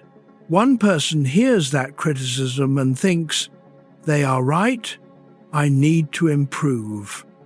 Another person hears the exact same words and thinks, they are jealous, they are trying to hurt me. Same words, different truth. Why? Because the interpretation is shaped by the drive underneath. If the drive for growth is strong, you hear feedback. If the drive for self-protection is strong, you hear attack. And both feel true. Both feel like reality. But neither is reality. They are both interpretations. Stories your mind built to make sense of the words. Nietzsche believed that most of what you call truth is just the story that serves you best in the moment. And this is not a flaw, it is survival. Your mind is not trying to give you objective reality, it is trying to keep you safe, to keep you coherent, to keep you functioning. So it interprets, it fills in gaps, it creates narratives that make sense, and then it presents those narratives as truth, and you believe them. Because the alternative, that reality is ambiguous, that truth is fluid, that nothing is certain, is unbearable. Think of the last argument you had. You were certain you were right. The facts were clear. The other person was wrong, but they were just as certain. Their facts were just as clear. How is that possible? Nietzsche would say, because you were both interpreting, and your interpretations served different needs. You needed to feel justified. They needed to feel heard. And the truth, the objective, neutral truth, was somewhere neither of you could see. Because truth is not a thing you find, it is a thing you build. And you build it out of the materials you have, your drives, your history, your needs. This does not mean everything is relative. It does not mean nothing matters. It means you have to be humble about your certainty. Because the things you are most sure of are often the things you most need to believe. Let me tell you about someone who learned this. A woman in her 50s. She had been married for 25 years. And for most of those years, she believed a story about her husband. He was distant, cold, uninterested in her. She had evidence. He worked long hours. He did not talk much. He never initiated affection. The story was clear. He did not love her anymore. And she lived inside that story for years. It shaped how she saw every interaction. Every silence felt like rejection. Every late night at work felt like avoidance. Until one day, they went to therapy. And the therapist asked her husband a simple question. What does love mean to you? And he said, providing, making sure she never has to worry, giving her stability. And she realized he had been showing love the entire time, just not in the language she was looking for. She wanted words. He gave security. She wanted presence. He gave reliability. And neither was wrong. They were just speaking different languages. And her story, the story that he did not love her, was not truth. It was interpretation. An interpretation shaped by what she needed love to look like. Nietzsche would say, this is how truth works. It is not out there, waiting to be discovered. It is in here, waiting to be noticed. And the first step to freedom is seeing your interpretations as interpretations. Not as reality, but as one way of seeing reality. Because once you see that, you can choose a different lens. You can ask, is this interpretation serving me, or is it just the story I am used to telling? And sometimes the story you have been telling for years is the thing keeping you stuck. Not because it is false, but because it is incomplete. There is always another way to see it, another angle, another truth. And the people who can hold multiple truths at once, who can see the ambiguity without needing to resolve it, they are the ones who stay sane. Because reality is not clean. It is not simple. It is not one thing. And trying to force it into one truth is what makes you rigid. Nietzsche asks, what if you stopped needing certainty? What if you let reality be messy? What if the truth you have been defending so hard is just the truth that makes you feel safe? And what if there is freedom in not knowing? Notice the air moving in and out. The next chapter asks, if truth is interpretation, and you are a collection of drives, then who are you? And how do you present yourself to the world? Chapter 15, Masks, Personas, Self-Style. Nietzsche believed that everyone wears masks, not in a deceptive way, in a necessary way. You cannot show your full self to everyone. It would be overwhelming, inappropriate, dangerous. So you learn to curate, to perform, to show different versions of yourself depending on the context. The version you show at work, the version you show to your parents, the version you show to your partner. These are not lies, they are masks. And Nietzsche said, this is fine. This is how society works. But the problem is not the mask. The problem is forgetting you are wearing one. The problem is when the mask becomes more real than the face beneath it. When you perform competence so well that you forget you are uncertain. When you perform strength so well that you forget you are tired. When you perform happiness so well that you forget you are empty, and one day you wake up and realize you do not know who you are without the mask. This is what Nietzsche called the danger of persona. Not that you have one, but that you disappear into it. Let me tell you about someone who lived this.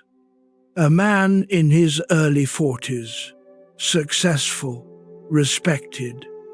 Everyone who met him saw confidence, competence, control, and he had built that image carefully over years, because confidence opened doors, competence earned promotions, control kept people from seeing weakness. But inside, he was collapsing, because the mask was exhausting. Every conversation required performance. Every meeting required calibration. Every interaction required managing how he was perceived. And he could not stop, because the mask had become his identity. People did not love him. They loved the version he performed. And he did not know if there was anything underneath worth loving. So he kept performing. Until one night, alone in his apartment, he looked in the mirror and did not recognize himself. Not because he had changed, but because he had no idea who he was beneath the performance. Nietzsche would say, this is the cost of the mask. When you wear it too long, you forget there is a face beneath it. But here is what Nietzsche also said. The mask is not the enemy. The mask is a tool. The problem is not wearing masks. The problem is unconscious performance. The solution is what Nietzsche called self-styling, the deliberate choice of which mask to wear and when, not to deceive, but to protect, to navigate, to survive, because the world is not safe for your full self. Some spaces require armor, some conversations require distance, and that is fine, as long as you remember it is armor, as long as you remember there is a self underneath. Think of the last time you performed a version of yourself, maybe at a job interview, maybe at a family gathering, maybe on a first date. You were not lying, but you were curating, emphasizing some parts, hiding others. And that is normal. That is human. But the question is, do you know which parts you are hiding and why? Because if you do not know, the mask is running you, and you have no choice. But if you do know, you can choose. You can choose to perform when it serves you, and you can choose to drop the mask when it is safe. And the people who matter, the people who see you, they are the ones who get to see the face beneath the mask. Not everyone, but someone. Because no one can live fully masked. It is too lonely, too exhausting, and the loneliness of performance is one of the deepest aches Nietzsche recognized. The sense that no one knows you, not because you are unknowable, but because you never take the mask off. So here is the work. Notice the masks, name them, understand why you wear them, and then ask, is this mask protecting me, or is it imprisoning me? Because some masks are necessary. They are boundaries, they are survival. But some masks are just habits. Performances you learned so young that you forgot they were performances. And those are the ones you can let go. Not all at once, not dramatically, but slowly, in small moments, with people who feel safe, until you remember what your face feels like without the weight of performance. Let your jaw soften. The next chapter is about what happens when you start to remember, when you start to become who you actually are. Chapter 16, Becoming Who You Are. Nietzsche wrote one of his most famous lines in a book called Ecce Homo, Become Who You Are. People find it confusing. If you already are who you are, how do you become it? But Nietzsche was not being cryptic. He was being precise. He meant you are born with a set of capacities, drives, instincts, potential, but you do not start life as yourself. You start as a collection of inherited scripts, your parents' expectations, your culture's values, the herd's rules, and you spend the first half of your life learning those scripts, performing them, becoming acceptable. But somewhere along the way, if you are lucky, you start to notice the gap between who you are performing and who you actually are. And that gap is uncomfortable, because closing it requires letting go of the scripts. Becoming who you are is not about finding yourself. It is about shedding what is not yours. And that is terrifying, because the scripts are familiar. They are safe. Without them, you do not know who you will be. Let me tell you about someone who faced this. A man in his late 50s. He had spent his entire career in a field he did not choose. His father had been a doctor. His grandfather had been a doctor, and so he became a doctor.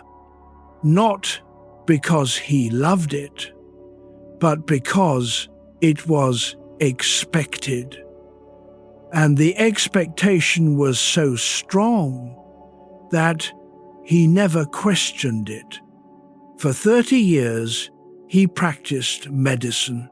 He was good at it, competent, respected. But he felt nothing. No passion, no pride, no sense of purpose. Just the quiet knowledge that he was living someone else's life. And when he retired, he felt relief. Not sadness, relief. Because for the first time in decades, he did not have to perform the role. But he also felt lost, because without the role, He did not know who he was. And that is when the work began. He started asking, what do I actually want? Not what I should want, what I want. And the answer surprised him. He wanted to paint, something he had loved as a teenager but abandoned because it was not serious, not practical, not a real career. And now, at 58, he picked up a brush again, and it felt like coming home. Not because he was good at it, he was not, but because it was his. For the first time in his life, he was doing something because he wanted to, not because it was expected. And that wanting, that quiet, undeniable pull, was who he actually was. Nietzsche would say, this is the work of becoming, not discovering a hidden self, but stripping away the layers that were never yours. And what remains, the drives, the desires, the capacities that are genuinely yours, that is who you are. But here is the hardest part. Becoming who you are often means disappointing people, because the people who love the performance will resist the real you. Not because they are cruel, but because the real you disrupts the script they were comfortable with, and you have to choose the performance or the self. And most people choose the performance because it is safer, because it keeps the peace. But Nietzsche insists you cannot become who you are while performing who they need you to be. You have to risk the disappointment, the judgment, the loss of approval, and that risk is the price of freedom. Think of the last time you hid a part of yourself to keep someone happy. Maybe you pretended to agree, or you softened your opinion, or you did not mention something you cared about because it would be awkward. And it worked. The peace was kept. But something in you died. Not dramatically, just a small dimming. And if you do that enough times, over enough years, you forget what it feels like to be fully alive. Nietzsche believed that most people die without ever becoming who they are, not because they were not capable, but because they were too afraid. Afraid of judgment, afraid of loneliness, afraid of being seen clearly and found wanting. So they stay in the performance, and the self beneath never gets to breathe. But the people who do become who they are, the ones who risk the disapproval, the discomfort, the uncertainty, they are the ones who feel most alive. Not because life gets easier, but because it becomes theirs. And there is a freedom in that, a lightness, not the absence of struggle, but the presence of honesty. And honesty, Nietzsche believed, is the only real foundation for a meaningful life. Notice the weight of your body where it rests. The next chapter turns toward the hardest question. If you become who you are, and life is still hard, what then? Chapter 17, Suffering Without a Story. Nietzsche believed that humans can endure almost any suffering, as long as it has a story, as long as the pain means something, as long as it is leading somewhere, as long as it fits into a narrative that makes sense. But what happens when the suffering has no story? When you hurt and there is no lesson, no growth, no silver lining, just pain and time passing. This is what Nietzsche called the unbearable thing. Not pain, but meaningless pain. Pain without a why, and modern life is full of it. You work hard and get laid off. You are faithful and get betrayed. You do everything right and still get sick. And the old stories, everything happens for a reason. God has a plan. Suffering builds character. They do not work anymore because you know they are not true. Sometimes suffering is just suffering, and it does not mean anything. It just is. And that realization is crushing, because if pain does not mean anything, then what are you supposed to do with it? Nietzsche did not offer comfort here. He offered honesty. He said, suffering without meaning is the human condition, and you have to face it.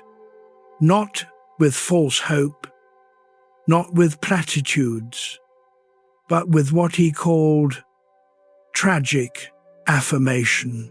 The willingness to say yes to life even when life is unbearable.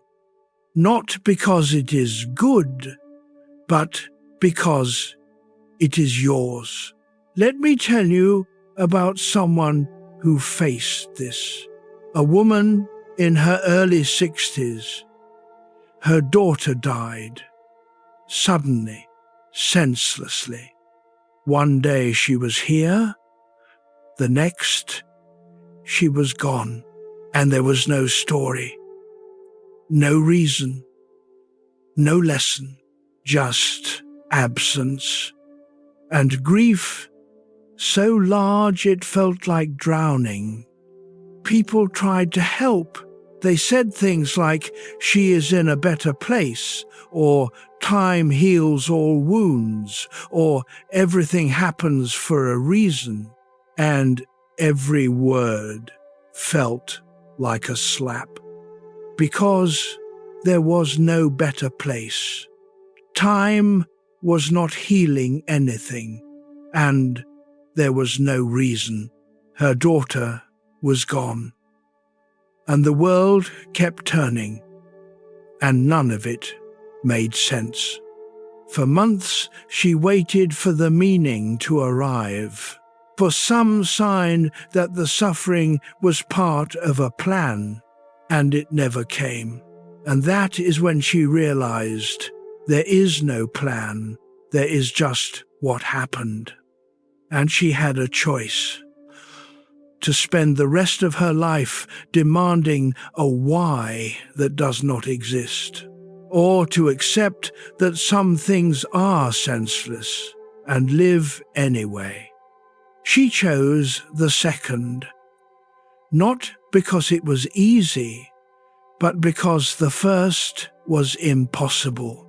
And slowly, something shifted. Not the grief stayed, but the demand for meaning loosened. She stopped asking why and started asking what now. And what now had answers, small ones, painful ones. Now I honor her. Now I let myself feel. Now I live in a way that she would recognize. Not because it fixes anything, but because it is all she has. Nietzsche would say, this is tragic affirmation. The refusal to turn away from life even when life is unbearable. not because you understand it, but because you are here. And being here, even in pain, is better than disappearing. This does not mean you have to be grateful for suffering. It does not mean you have to pretend it is good. It means you stop demanding that suffering justify itself. You stop asking, why me? And start asking, what next? Because why me has no answer. But what next does. And what next is how you keep living, even when the story has collapsed. Think of the last time you suffered without a clear reason. Maybe a loss, maybe a failure, maybe just a period of emptiness that did not resolve, and you tried to make sense of it, to find the lesson, to extract the meaning. And maybe you could not. Maybe it was just pain. And then it passed, and nothing changed. Nietzsche would say, that is fine. Pain does not need to teach you anything. It just needs to be felt. And then released. And the people who can do that, who can suffer without needing it to mean something, they are the ones who survive. Not because they are stronger, but because they are more honest. They do not need life to make sense. They just need to keep breathing. And breathing, moment by moment, breath by breath, is enough. Let your shoulders drop. The next chapter asks, if suffering does not need a story, what does yes to life actually look like? Chapter 18, Amor, Fati, saying yes. Nietzsche had a phrase for the highest form of affirmation. Amor, Fati, love of fate, not acceptance, not resignation, love. Love for everything that has happened, everything that is happening, everything that will happen. Not because it is good, but because it is yours. And you are choosing actively, deliberately, to say yes to all of it. This is not optimism. It is not pretending everything is fine. It is the refusal to spend your life wishing things were different. It is the choice to stop arguing with reality and to start living inside it. Amor Fati means I would not change a thing. Not because I am happy with everything, but because changing one thing would change everything. And I am here. And this is my life. And I am saying yes to it. Even the hard parts, even the painful parts, even the parts I do not understand. Yes, this sounds impossible, and in some ways it is. But Nietzsche was not asking you to feel it all the time.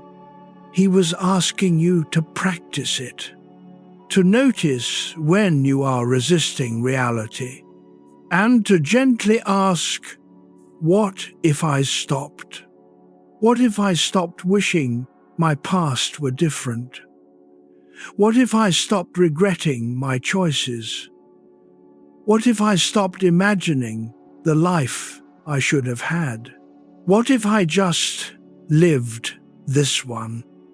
Let me tell you about someone who practiced this, a man in his late 50s. He had made a choice in his 30s that he regretted. He had left a relationship, a good relationship, because he was afraid, because he was not ready. And for 20 years, he carried that regret. He told himself stories. If I had stayed, if I had been braver, if I had chosen differently, and the regret colored everything. Every new relationship felt like second best. Every happy moment had a shadow, until one day he asked himself a different question. What if I had stayed? What if I had been braver? And he realized he would not be here. He would not have the children he has, the career he built, the life he made. Different, maybe better in some ways, but different. And he loved his children. He loved parts of his life. And those things only exist because he left. So the question became, would I trade them? Would I give up everything I have for the life I imagine I could have had? And the answer was no. Not because his life is perfect, but because it is his. And once he saw that, the regret loosened. Not because the choice was right, but because the choice is done. And this is what came from it, and he can say yes to that, even if it is not what he planned. Nietzsche called this the discipline of Amor, Fati, the practice of loving what is. Not because what is good, but because resistance is suffering. And the people who spend their lives resisting reality, wishing the past were different, demanding the future be certain, they are the ones who suffer most. Because reality does not care. It just keeps unfolding, and you can spend your whole life fighting it. Or you can say yes. Think of the last time you wished something had not happened. Maybe a mistake you made. Maybe a loss you experienced. Maybe just a day that went wrong, and you replayed it over and over, imagining how it could have been different. And the replaying did not change anything. It just kept you stuck. Amor Fati asks, what if you stopped replaying? What if you just acknowledged, this happened, and I cannot change it, and I am here anyway? And maybe, eventually, you can even say, I would not change it. Not because it was good, but because it made you who you are. And who you are is someone who has survived everything so far. And that is worth saying yes to. Notice the air moving in and out. The next chapter asks, if you are saying yes to your life, how do you test that yes? How do you know it is real? Chapter 19. Eternal recurrence as mirror. Nietzsche asked the strangest question. What if you had to live this exact life again? Every moment, every choice, every pain, every joy, over and over, forever. Would you say yes? This is what he called the eternal recurrence. And it is not a prediction, it is a test. A test of how you feel about the life you are actually living. Because if the thought of repeating it fills you with dread, then something is wrong. not with life, with how you are living it. You are enduring, not living, going through the motions, not choosing. And the eternal recurrence asks, how much longer are you willing to do that? Because if you cannot say yes to this life, repeating as it is right now, then you need to change something. Not because you owe the universe anything, but because you owe yourself a life you would choose again. Let me tell you about someone who faced this test. A woman in her early 40s. She had spent years in a relationship that was not working, not abusive, not dramatic, just flat. They did not fight, they did not laugh, they coexisted, and she told herself it was fine. Relationships settle, people grow comfortable, this is normal. But at night, lying next to someone who felt like a stranger, she would ask herself, is this it? Is this what the next 30 years look like? And the thought made her chest tighten. Not because she hated him, but because she could not imagine repeating this forever. And that is when she knew. Not that the relationship was wrong, but that she was choosing wrong. She was choosing safety over aliveness, comfort over connection. And if she had to live this exact life over and over forever, she would say no. And once she saw that, she could not unsee it. So she left. Not with anger, not with blame, just with honesty. She could not live a life she would not choose again. Nietzsche would say, this is what the eternal recurrence is for, not to punish you, but to wake you up, to ask, are you living the life you want or the life you settled for? Because most people settle, not consciously, but quietly over time. They take the safe job, the acceptable partner, the predictable routine, and they tell themselves, it is enough. But at night, the question returns, is this it? And the eternal recurrence does not let you lie. It does not accept it is fine. It asks, would you choose this again? And if the answer is no, then something has to change. Not everything, not dramatically, but something, because life is short. And you are living it right now. And the version of you that would have to repeat this life forever deserves better than fine. Think of your life right now, the job, the relationships, the routines.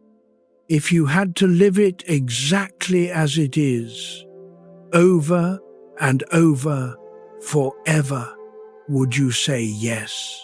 Not could you tolerate it, would you choose it? And if the answer is no, what is the one thing you would change? Not someday, now. Because the eternal recurrence is not asking you to be perfect. It is asking you to be honest. And honesty is the only foundation for a life worth repeating. Let your jaw soften. The next chapter asks, if you are changing, if you are becoming, If you are saying yes, what is the direction? What are you moving toward? Chapter 20. Self-overcoming, not self-hatred. Nietzsche talked constantly about self-overcoming. People misunderstand it. They think it means self-improvement, discipline, becoming better than you are. And in some ways it does. But the key is this: it is not about hating yourself. It is not about looking at who you are and deciding you are not good enough. It is about looking at who you are and asking, what am I becoming? Not because what you are now is wrong, but because staying static is death. Self-overcoming is the drive to grow, not because you are broken, but because growth is life, and stagnation is slow collapse. Nietzsche believed that the strongest people are not the ones who hate themselves into change. They are the ones who love themselves enough to keep becoming. Let me explain the difference. Self-hatred says, I am not good enough. I need to fix myself. Self-overcoming says, I am capable of more. Let me see what happens. One is punishment. The other is curiosity. And the people who grow the most are the ones driven by curiosity, not shame. Think of the last time you tried to change something about yourself. Maybe you wanted to exercise more, or be more patient, or stop a bad habit. What was the voice inside your head? Was it kind? Was it curious? Was it excited to see what you could become? Or was it harsh, critical, telling you that you are failing, you are weak, you are not enough? Because the voice matters.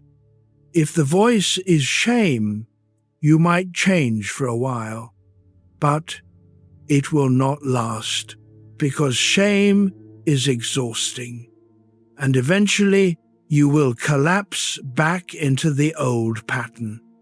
But if the voice is curiosity, the change is sustainable, because curiosity is not draining, it is energizing. And self-overcoming, when it is done right, feels like expansion, not contraction. Let me tell you about someone who learned this. A man in his mid-30s. He had struggled with his weight for years. Every few months, he would start a new diet, a new workout plan, a new commitment, and every time the voice was the same. You are disgusting. You are lazy. You need to fix yourself. And he would push hard for weeks, sometimes months. And then he would burn out, and the weight would come back, until one day he tried something different. He stopped punishing himself, and he started asking, what would it feel like to be strong? Not to look a certain way, but to feel capable, to move without pain, to have energy. And he started small, not with a brutal plan, with one change, one walk a day. And the voice was different. Not, you have to do this, but Let me see what happens.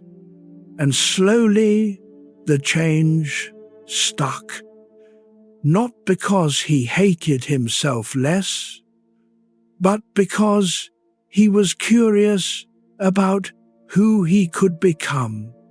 Nietzsche would say, this is the difference. Self-hatred creates change through force, and force creates resistance. Self-overcoming creates change through pull, through the sense that something better is possible, and you want to find out what it is. This does not mean you ignore your flaws. It means you stop weaponizing them. It means you see your limits not as failures, but as edges. And edges can be pushed, not because you are not enough, but because you are alive. And aliveness means movement. And here is the part most people miss. Self-overcoming is not linear. It is not constant improvement. Some days you grow, some days you rest, some days you fall back. And that is fine. Because the direction matters more than the speed. As long as you are moving, as long as you are asking, what next, instead of what is wrong with me, you are overcoming. And the people who sustain that movement the longest are the ones who are kind to themselves along the way. Not permissive, kind. There is a difference. Permissiveness says, I do not have to try. I am fine as I am. Kindness says, I am trying, and I am allowed to struggle, and I am not giving up. And kindness is what makes self-overcoming possible, because you cannot hate yourself into greatness. You can only love yourself into becoming. Notice the weight of your body where it rests. The next chapter asks, if you are overcoming yourself, what are you becoming? What is the ideal? Chapter 21. The Overman as Direction. Nietzsche introduced a concept that people love to misinterpret. The Overman, or Übermensch in German. People think it means a superior human, someone perfect, someone who has transcended weakness. But that is not what Nietzsche meant. He meant a direction, not a destination. The Overman is not a person you become. It is the idea that you are always becoming, that there is no final form, no moment where you arrive and stop growing. There is only the movement, the overcoming, the refusal to stay static. And the Overman represents the highest version of that refusal. Not someone who is better than others, but someone who is committed to becoming better than they were, over and over, without end. Nietzsche believed that most people live their lives trying to arrive at success, arrive at happiness, arrive at the point where they can finally rest.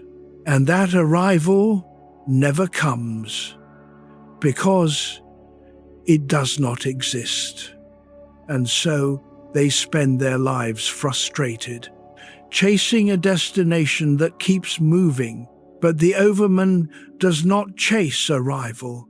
The overman embraces the journey, not because the journey is easy, but because the journey is all there is.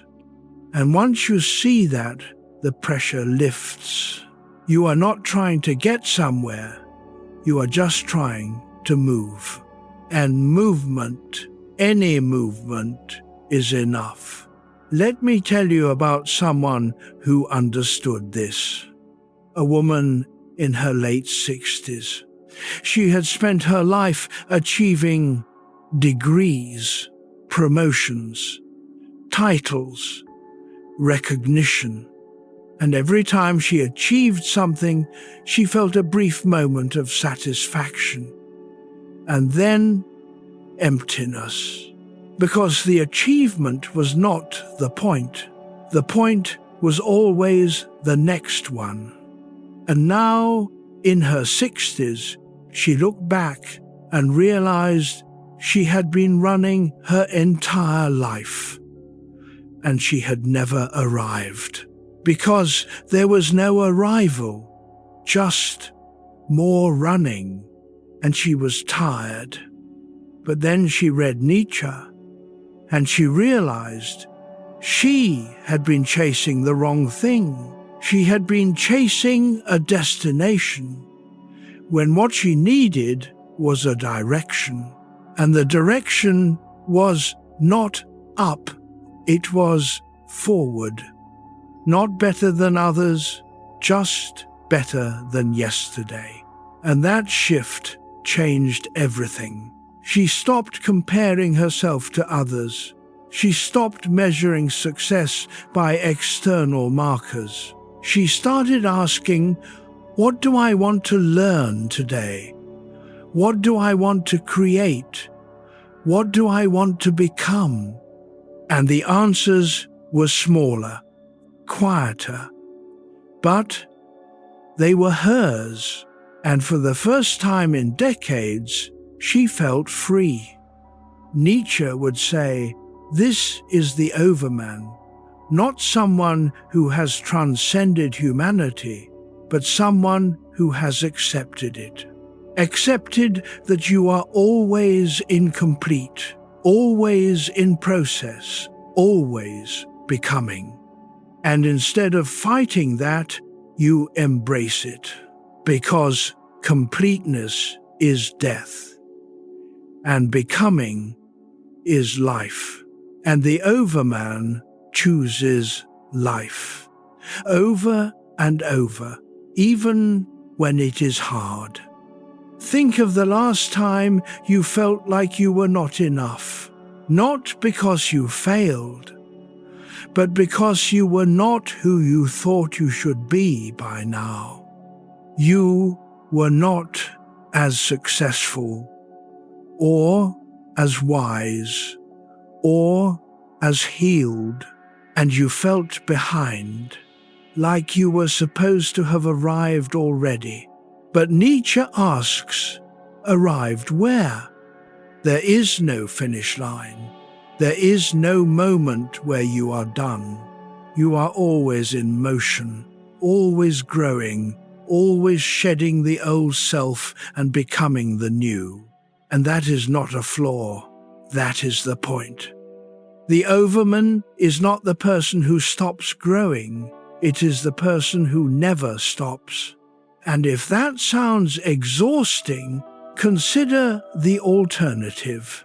Stagnation, arrival, the sense that you are done, that there is nothing left to become.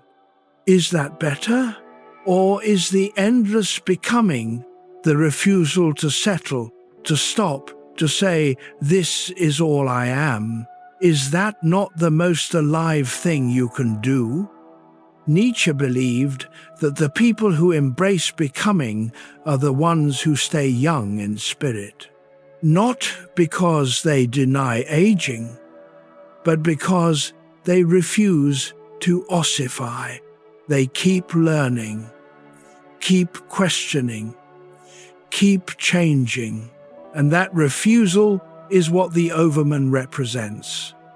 Not a superhuman, just a human who keeps moving. Let your shoulders drop. The next chapter turns from the ideal to the real, from philosophy to relationships. Because you do not become alone. Chapter 22, Friendship, Distance, Solitude. Nietzsche wrote about friendship in a way that makes people uncomfortable.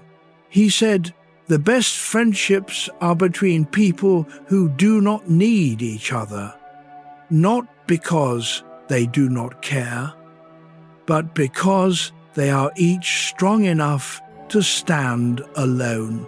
And when two people who can stand alone choose to walk together, that is true friendship.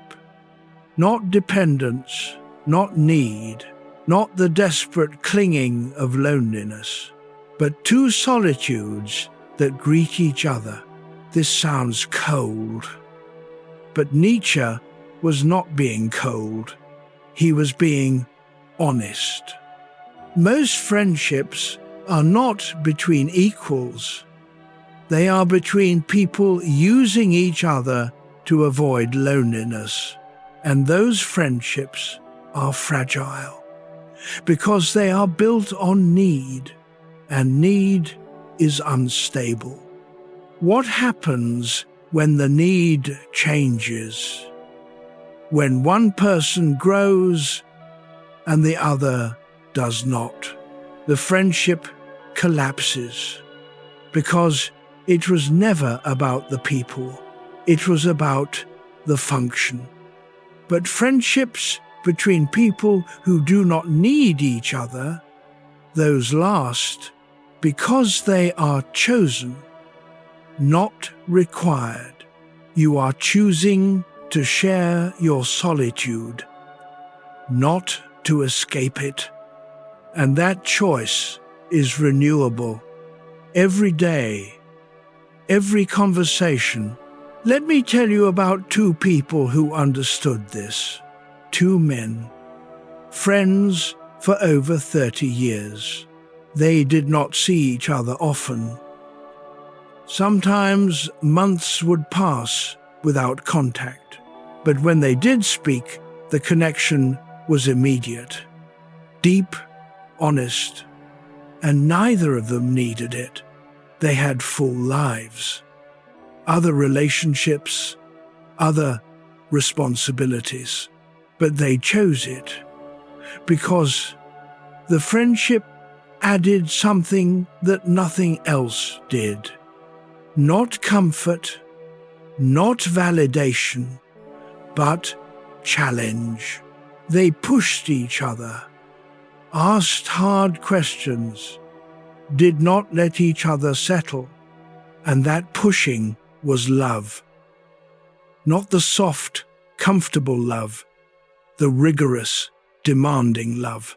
The love that says, "I see who you are, and I see who you could become, and I will not let you forget."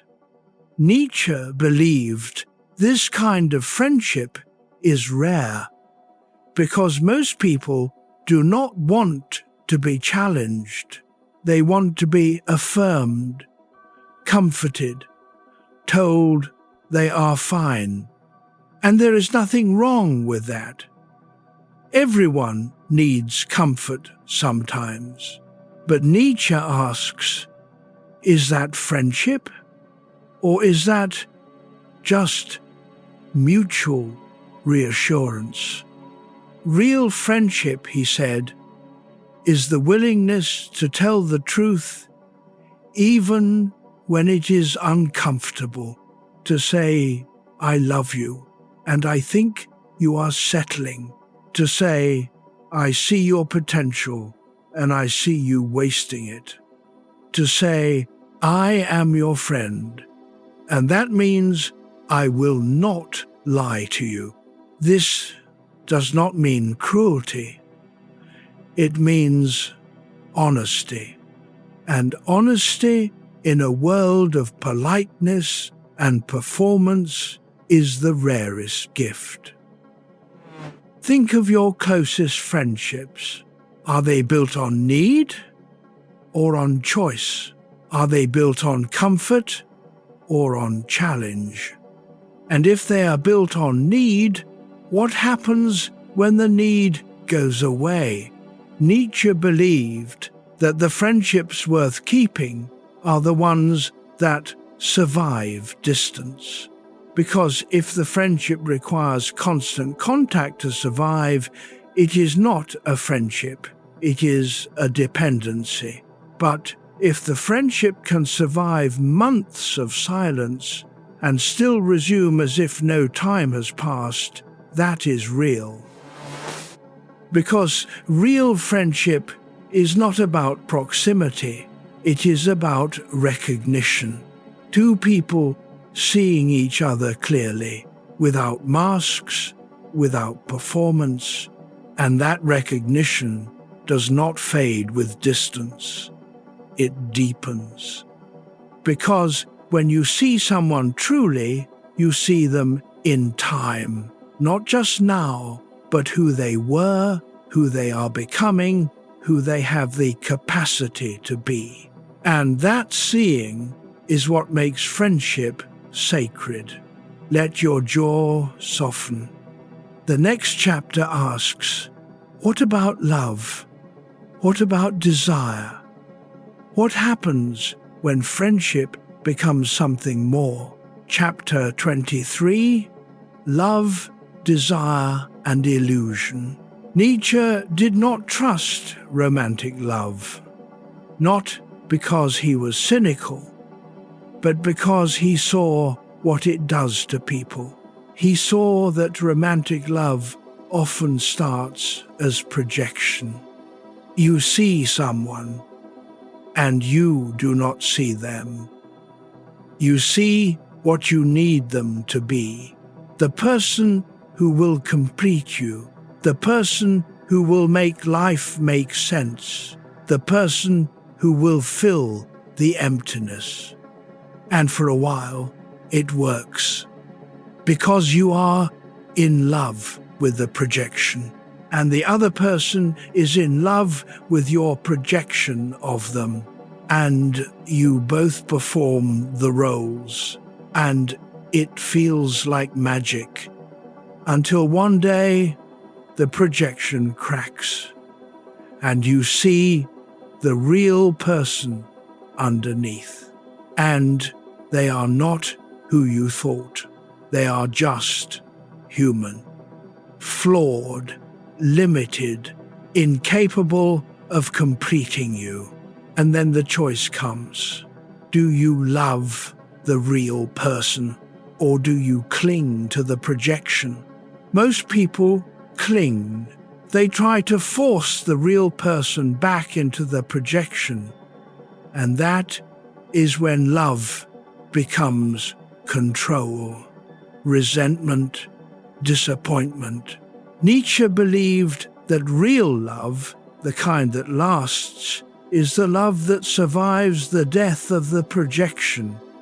The love that says, I see you clearly, you are not what I imagined, and I choose you anyway. Not because you complete me, but because you challenge me. You see me. You make me want to become more. This kind of love is rare, because it requires two people who are each willing to be seen, not as fantasy, as reality. And most people are terrified of that. Let me tell you about a couple who faced this. They had been together for 5 years, and for the first 2, it was easy. They were in love with the versions of each other they had constructed. She saw him as strong, reliable, steady. He saw her as warm, nurturing, endlessly patient, and they performed those roles. until they could not anymore. One day she broke down. She admitted she was tired, that she could not be nurturing all the time, that she needed support too. And he was shocked because that was not the person he had fallen in love with. He wanted the nurturer, not the human who needed nurturing. And for a while he withdrew. He grieved the loss of the projection. But then he made a choice. He could leave, or he could stay and love the real person. And he stayed, and slowly they built something new, not based on fantasy, based on truth. She was not always nurturing. He was not always strong, but they were honest, and they were present. And that honesty created a deeper connection than the projection ever had. Nietzsche would say, this is real love, not the love that begins, but the love that survives. Because the love that begins is always illusion. It is the love of what you need the other person to be. But the love that survives is the love of who they actually are. And that love is harder because it requires letting go of the fantasy. But it is also freer because it is based on choice, not need. Think of the last time you were disappointed by someone you loved, not because they did something wrong, but because they were not who you thought they were.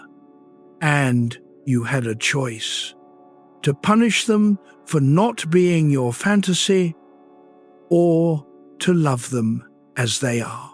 Nietzsche asks, which did you choose?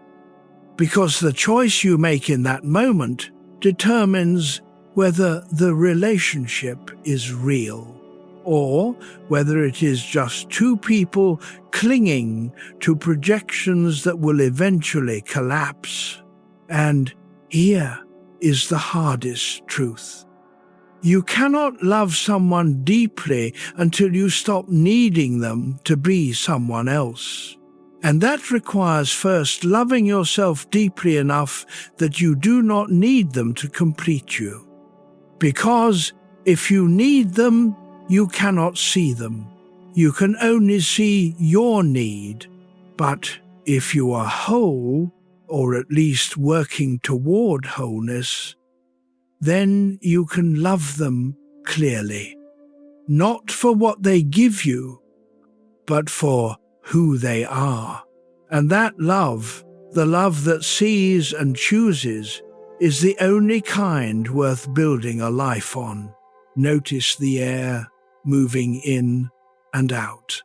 The next chapter turns from love to art, from relationships to creation, because Nietzsche believed that making things is how humans make meaning. Chapter 24, Art as Metaphysical Comfort. Nietzsche believed that art was the only thing that made life bearable, not because art distracts, but because art transforms. It takes suffering and turns it into beauty. It takes chaos and turns it into form. And in doing so, it gives meaning to the meaningless. He called this metaphysical comfort, the sense that even in a meaningless universe, humans can create meaning. Not find it, create it. And art is how. Every painting, every song, every story is an act of rebellion against the void. It says, life does not have to mean anything for me to make something beautiful from it, and that making is what saves us. Nietzsche wrote that without art we would die of the truth that life is suffering, that meaning is fragile, that everything ends. But art lets us transform that truth into something we can live with, not by denying it, but by giving it shape.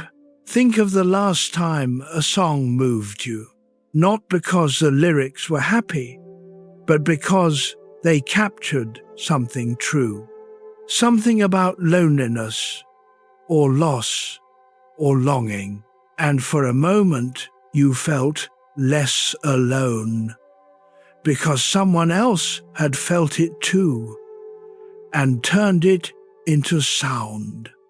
That is metaphysical comfort, the sense that suffering is not the end, it is raw material, and you can make something from it.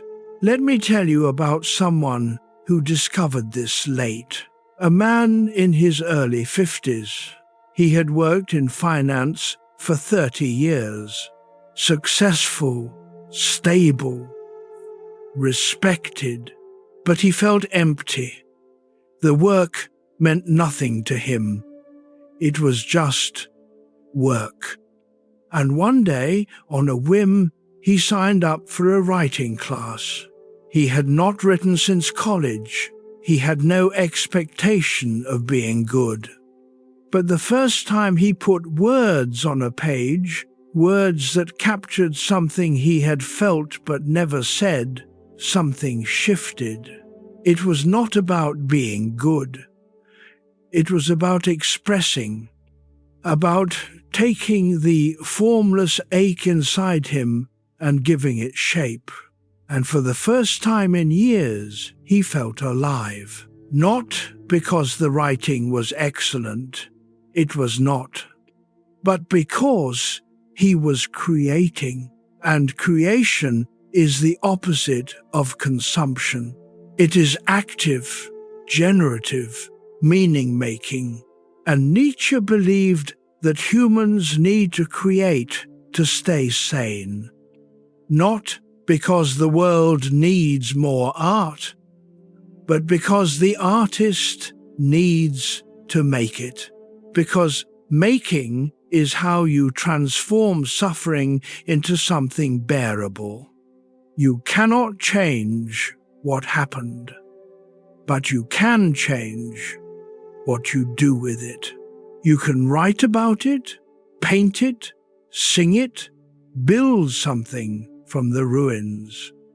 And that act, that refusal to let pain be the final word, is what Nietzsche called affirmation. Think of the art that has mattered most to you, not the art that made you happy, the art that made you feel understood, the song that captured your grief, the book that named your loneliness, the painting that reflected your confusion. That art did not fix anything, but it gave you company. It said, "You are not alone in this. Someone else has been here, and they made something beautiful from it. And if they can, maybe you can too." Nietzsche believed that every person is an artist, not because everyone can paint or write or sing, but because everyone has the capacity to take their life, their pain, their joy, their confusion, and shape it into something meaningful, even if that shaping is just how you live, how you speak, how you treat people. Life itself can be an art form, and the people who see it that way, who approach each day as a canvas, each choice as a brushstroke, they are the ones who find meaning even when meaning is not given. Because meaning is not found, it is made. And art is the proof that making is possible. Let your shoulders drop. The next chapter asks, if art transforms suffering, what about music? What about rhythm, sound, the body's response to vibration? Chapter 25. Music, Rhythm, and Calm. Nietzsche loved music more than any other art form, not because it was beautiful, but because it bypassed language. Music does not argue, it does not explain, it does not convince. It just moves through you and changes something, a rhythm, a melody, a harmony that arrives before thought and settles in the body. And Nietzsche believed that music was the closest art to truth, because truth is not rational, it is felt. And music makes you feel things you cannot name. It gives shape to emotions that have no words. Longing, grief, joy, the ache of being alive. And when you hear it, you do not think, yes, this is logically sound. You think, yes, this is what it feels like. And that recognition is deeper than understanding. Think of the last time a piece of music made you cry, not because the lyrics were sad, but because the sound itself reached something in you, something you did not know was there until the music touched it. Nietzsche would say, that is the power of music. It does not tell you what to feel, it makes you feel. And feeling, direct, unmediated feeling, is what most people avoid. Because feeling is vulnerable. Feeling is loss of control. But music gives you permission. It says, you are allowed to feel this. And for a few minutes, you let yourself. Let me tell you about someone who used music to survive. A woman in her mid-60s. Her husband had died 2 years earlier, and the grief was unbearable. Not dramatic, just constant. A weight she carried every moment. And she did not know how to set it down. She tried therapy. She tried meditation. She tried everything people told her would help, and nothing worked. Because the grief was not a problem to solve. It was a presence. Until one night, she put on a piece of music, something her husband used to love, and she sat in the dark and let it play. And for the first time in 2 years, she cried, not a few tears, a flood, because the music gave her permission to feel the grief fully, without apologizing, without managing it. And afterward, she felt lighter, not healed, but unburdened, because she had let the grief move through her instead of holding it in. Nietzsche would say, this is what music does. It gives form to the formless. It takes the grief, the longing, the ache, and it makes it something you can move with, not against, with, because rhythm is movement, and movement is life. And when you stop moving, when you freeze in grief or fear or numbness, music can remind you how to start again. Even a slow rhythm, even a single note. It is enough, because it is movement, and movement is the opposite of death. Think about your own relationship with music. Do you listen to it? Or do you use it as background noise? Do you let it move you? Or do you keep it at a distance? Because Nietzsche believed that people who are afraid of music are afraid of feeling, and people who are afraid of feeling are afraid of being alive. Because aliveness is not safe. It is not controlled. It is messy, unpredictable, full of emotions you did not ask for. But music says, that is fine. Feel it anyway. And if you let it, music can be a daily practice of aliveness. Not meditation, not transcendence, just presence, just rhythm, just the body responding to sound. And sometimes that is all you need. A few minutes of letting the music move through you, of letting your breath slow, your shoulders drop, your mind rest. And when the music ends, you are still here. But something has shifted, not fixed, shifted. And that shift, that small, quiet return to your body, is what calm feels like. Not the absence of feeling, the presence of rhythm. Let your jaw soften. The next chapter asks, if music gives rhythm, what about laughter? What about the refusal to take suffering seriously? Chapter 26, Laughter Against the Abyss. Nietzsche believed that laughter was a form of courage.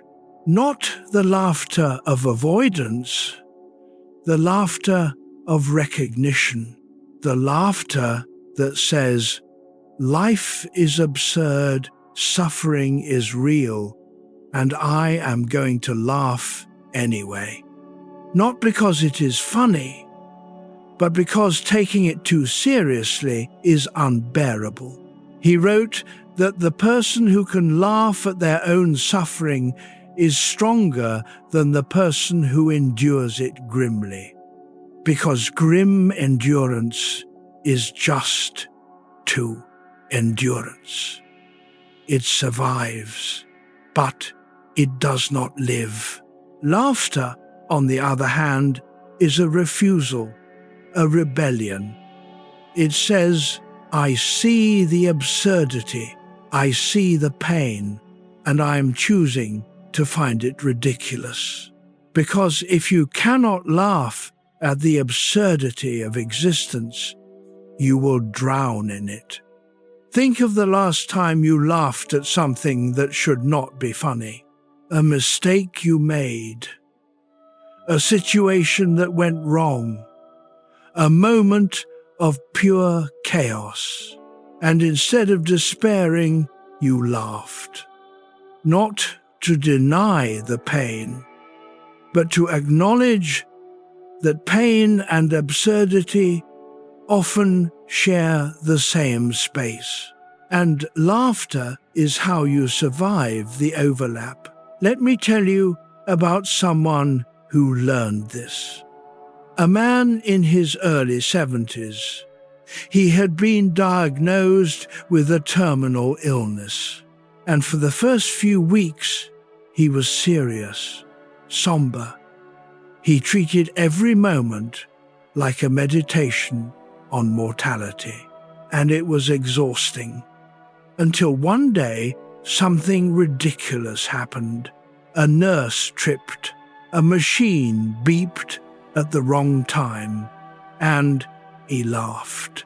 Not a polite chuckle, a real laugh, the kind that shakes your whole body. And afterward, he felt lighter, not because the diagnosis had changed, but because he had stopped treating it like a tragedy and started treating it like life. Absurd, unpredictable, sometimes hilarious life. And from that point on, he laughed more. At the absurdity of hospital bureaucracy, at the bizarre indignity of illness, at the fact that even dying is full of mundane annoyances. And the laughter did not make him morbid, it made him alive, because laughter is life asserting itself against the void. Nietzsche would say, the people who can laugh at suffering are the ones who have truly accepted it, not with resignation, with recognition. They see that suffering is part of the deal, and instead of being crushed by that, they find it darkly funny. Because what else are you going to do?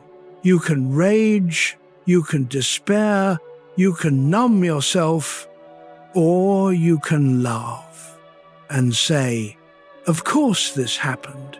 Of course life is like this. Of course. And that, of course, is not defeat. It is acceptance with a sense of humor. Think about your own suffering. Do you take it seriously? Do you hold it like a sacred wound? Or can you sometimes step back and see the absurdity? The fact that you are a tiny human on a spinning rock, worrying about things that will not matter in 100 years. The fact that everyone is pretending to have it together when no one does. The fact that life is short and you are spending it worrying about things you cannot control. Is that tragic? Or is it ridiculous?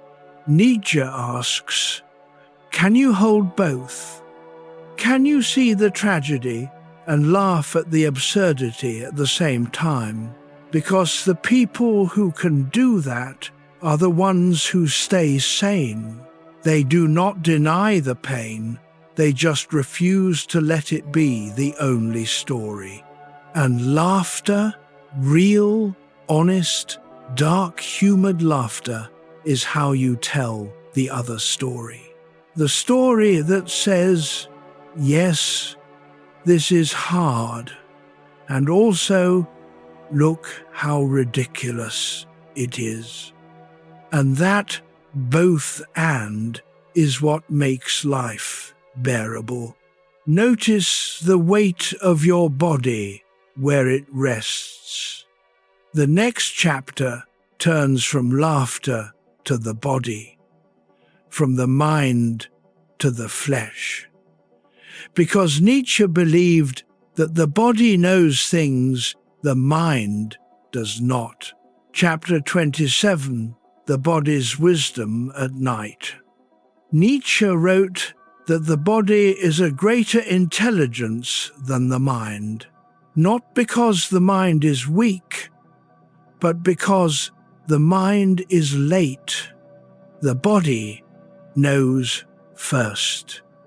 It knows before you have words, before you have thoughts. It knows when you are unsafe, when you are tired, when you need to stop. And if you ignore it long enough, it will force you to listen. Through pain, through illness, through collapse, because the body is not interested in your excuses. It is interested in survival. And survival requires honesty. And the body is always honest. Think of the last time your body told you something and you ignored it. Maybe you were exhausted but kept working.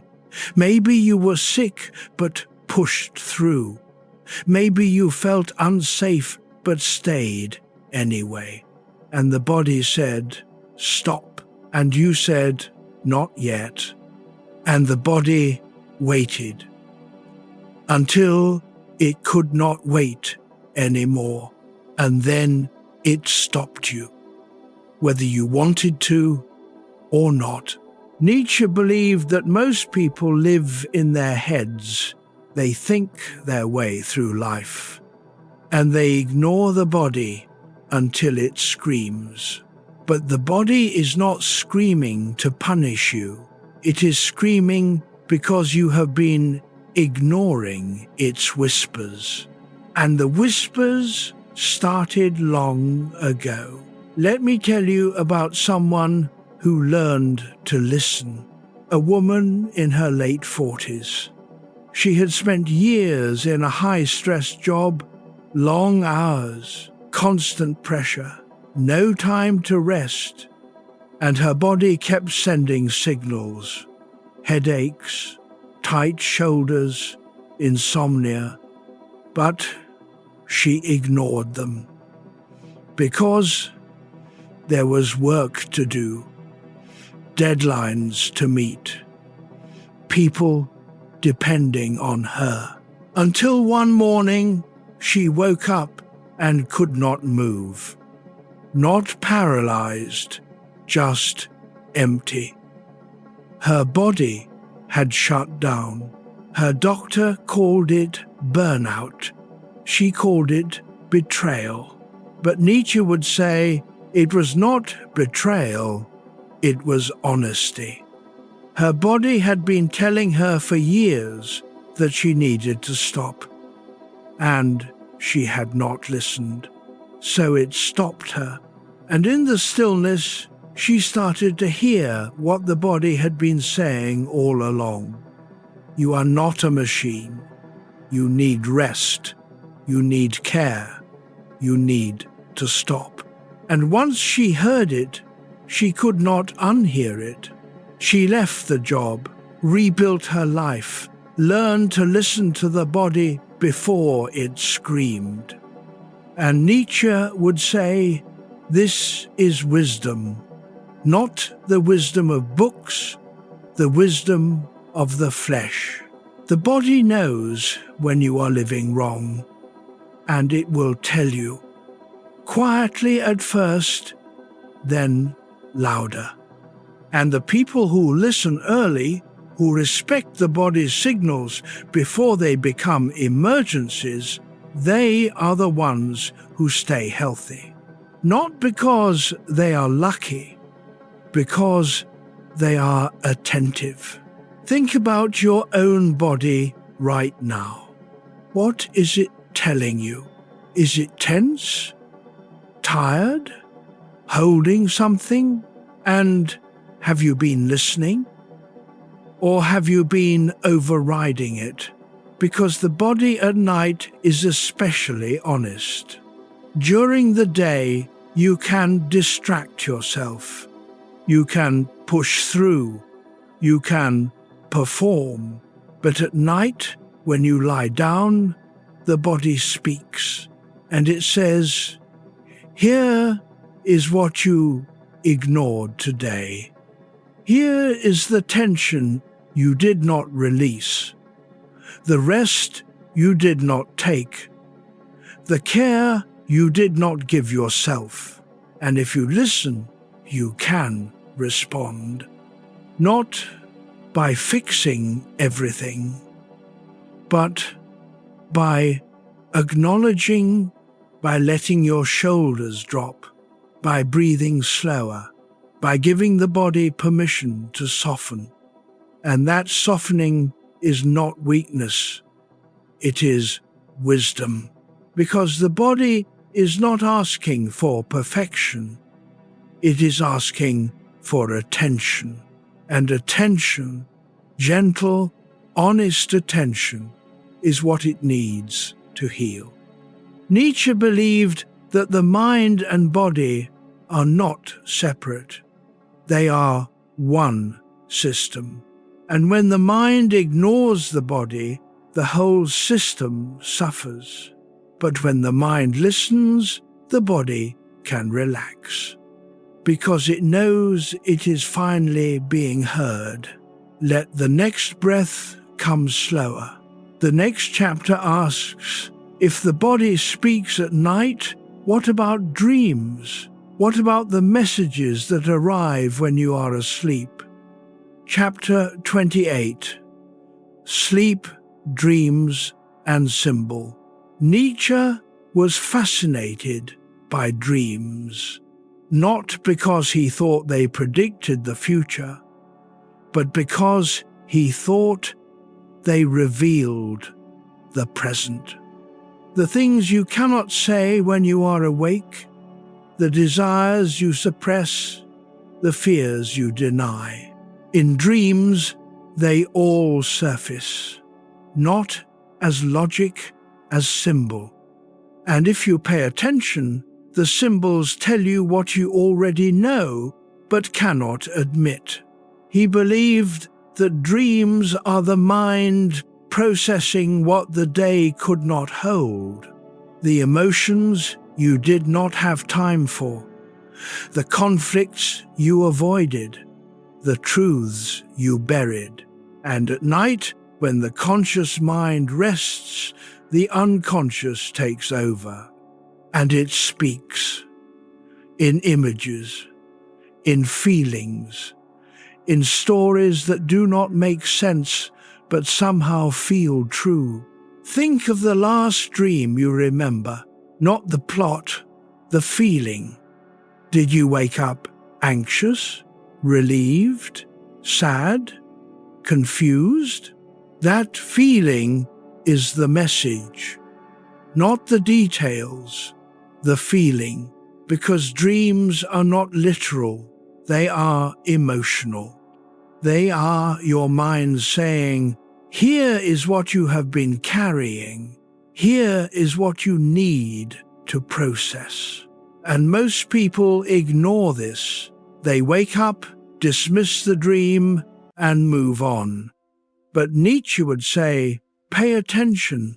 The dream is telling you something, not something mystical, something practical.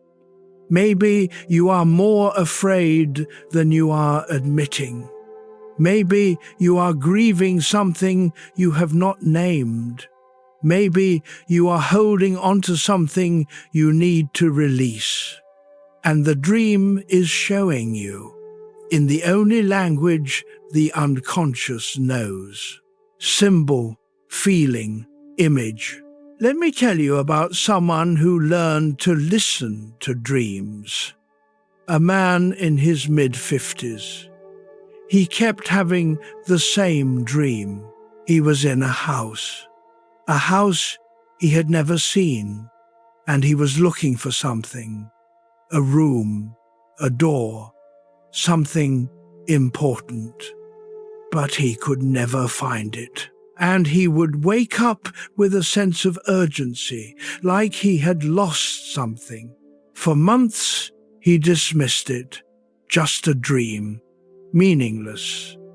Until one day, in therapy, he described it, and the therapist asked, "What are you looking for in your life?"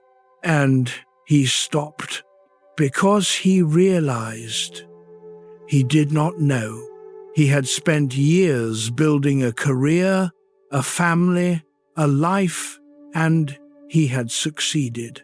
But somewhere along the way, he had lost the sense of purpose, the thing he was searching for, and the dream was showing him. Night after night, you are looking for something,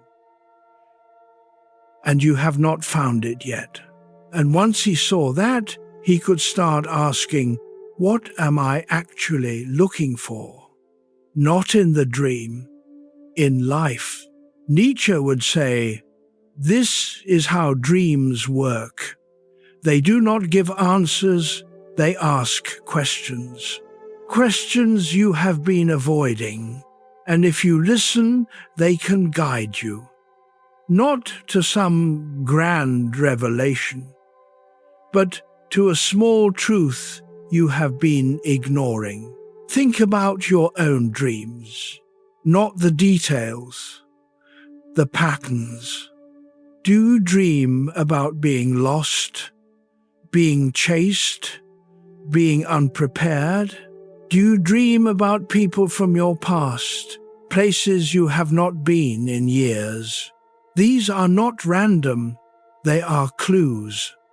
Clues to what you are processing, what you are avoiding, what you need to face. And Nietzsche believed that the people who pay attention to their dreams are the ones who stay connected to their unconscious. Because the unconscious is where the truth lives. Not the truth you tell yourself, the truth you cannot say. And dreams are the bridge between the two. They let the unconscious speak, and the conscious mind listen. And if you can hold both the waking truth and the dreaming truth, you can live more fully, because you are not ignoring half of yourself. You are listening to all of it. Let your jaw soften. The next chapter asks, if dreams reveal what you suppress, what about forgetting? What about the things you need to let go? Chapter 29, Forgetting the Healing Power. Nietzsche said something that surprises people. He said forgetting is not a weakness, it is a strength. Not the forgetting of carelessness, the forgetting of release, the ability to let go of what no longer serves you, because memory is not always useful. Sometimes it is a prison. You remember the hurt, the betrayal, the mistake, the loss, and you replay it over and over until it becomes more real than the present. And that replaying keeps the wound open. Nietzsche believed that healthy people forget. Not everything, but the things that do not deserve to live in their mind anymore. The grudge that will never be resolved. The regret that cannot be undone. The resentment that only poisons them. They let it go, not because it was not real, but because carrying it is too heavy. Think of the last time you forgot something painful, not because you tried, but because it faded. One day you realized, I have not thought about that in weeks, and there was relief. Not because the pain was never real, but because it no longer had power. Nietzsche called this active forgetting, the ability to metabolize the past and release it. And he believed that people who cannot forget are people who cannot move forward, because they are stuck in what was. Rehearsing it, defending it, keeping it alive. And the present becomes just a stage for replaying the past. Let me tell you about someone who learned to forget. A man in his early 60s. He had been wronged by a business partner 20 years earlier. Betrayed, lied to, left with significant financial loss, and for 20 years he carried it. He told the story at dinner parties. He warned people about the partner. He kept the anger fresh because the anger felt righteous. It felt like justice. But it was not justice. It was just bitterness. And one day, his wife asked him a simple question. How much longer are you going to let that man live in your head? And he realized the partner had moved on, built a new life, probably never thought about it anymore.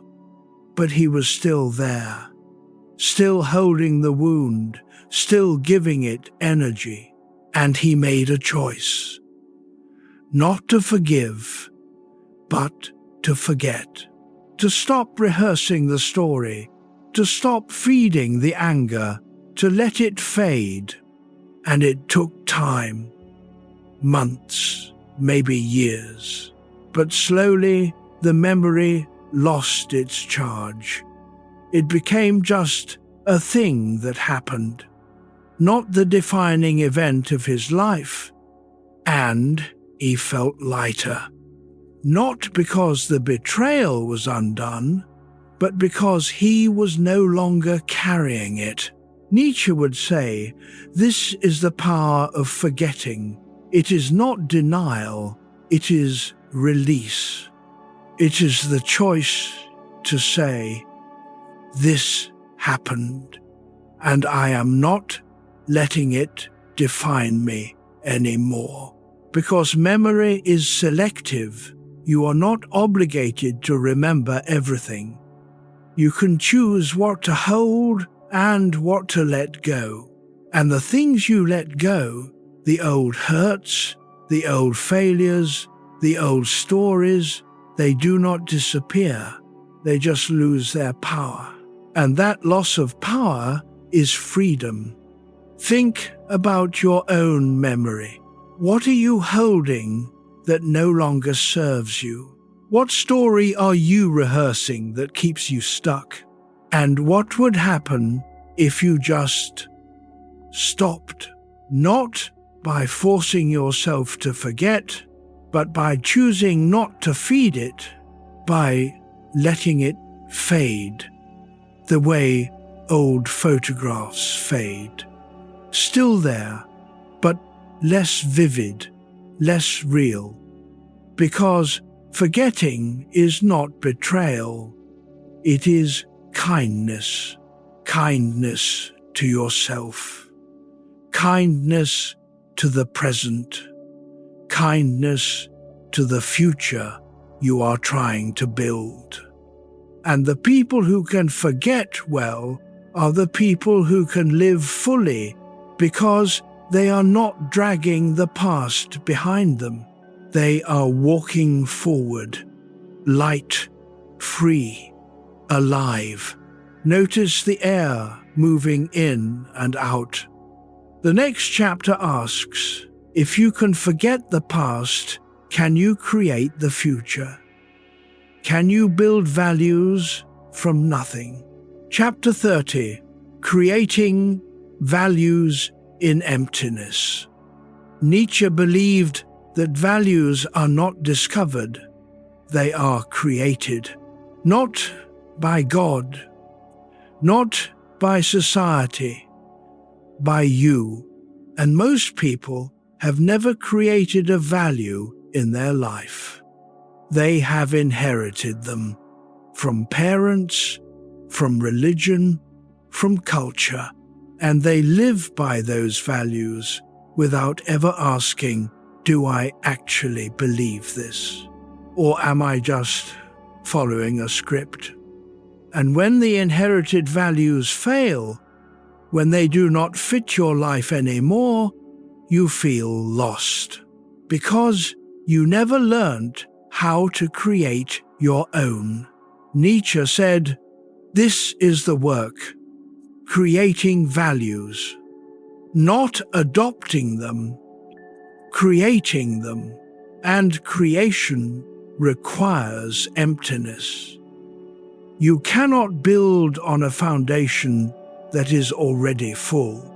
You have to clear the ground first. Let go of the values you inherited and sit with the absence. And in that absence, ask, what do I actually care about? Not what I should care about, what I do.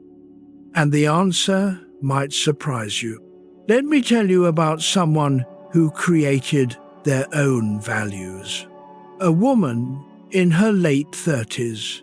She had been raised in a religious household, and the values were clear: family, faith, service, obedience, and she had followed them for years.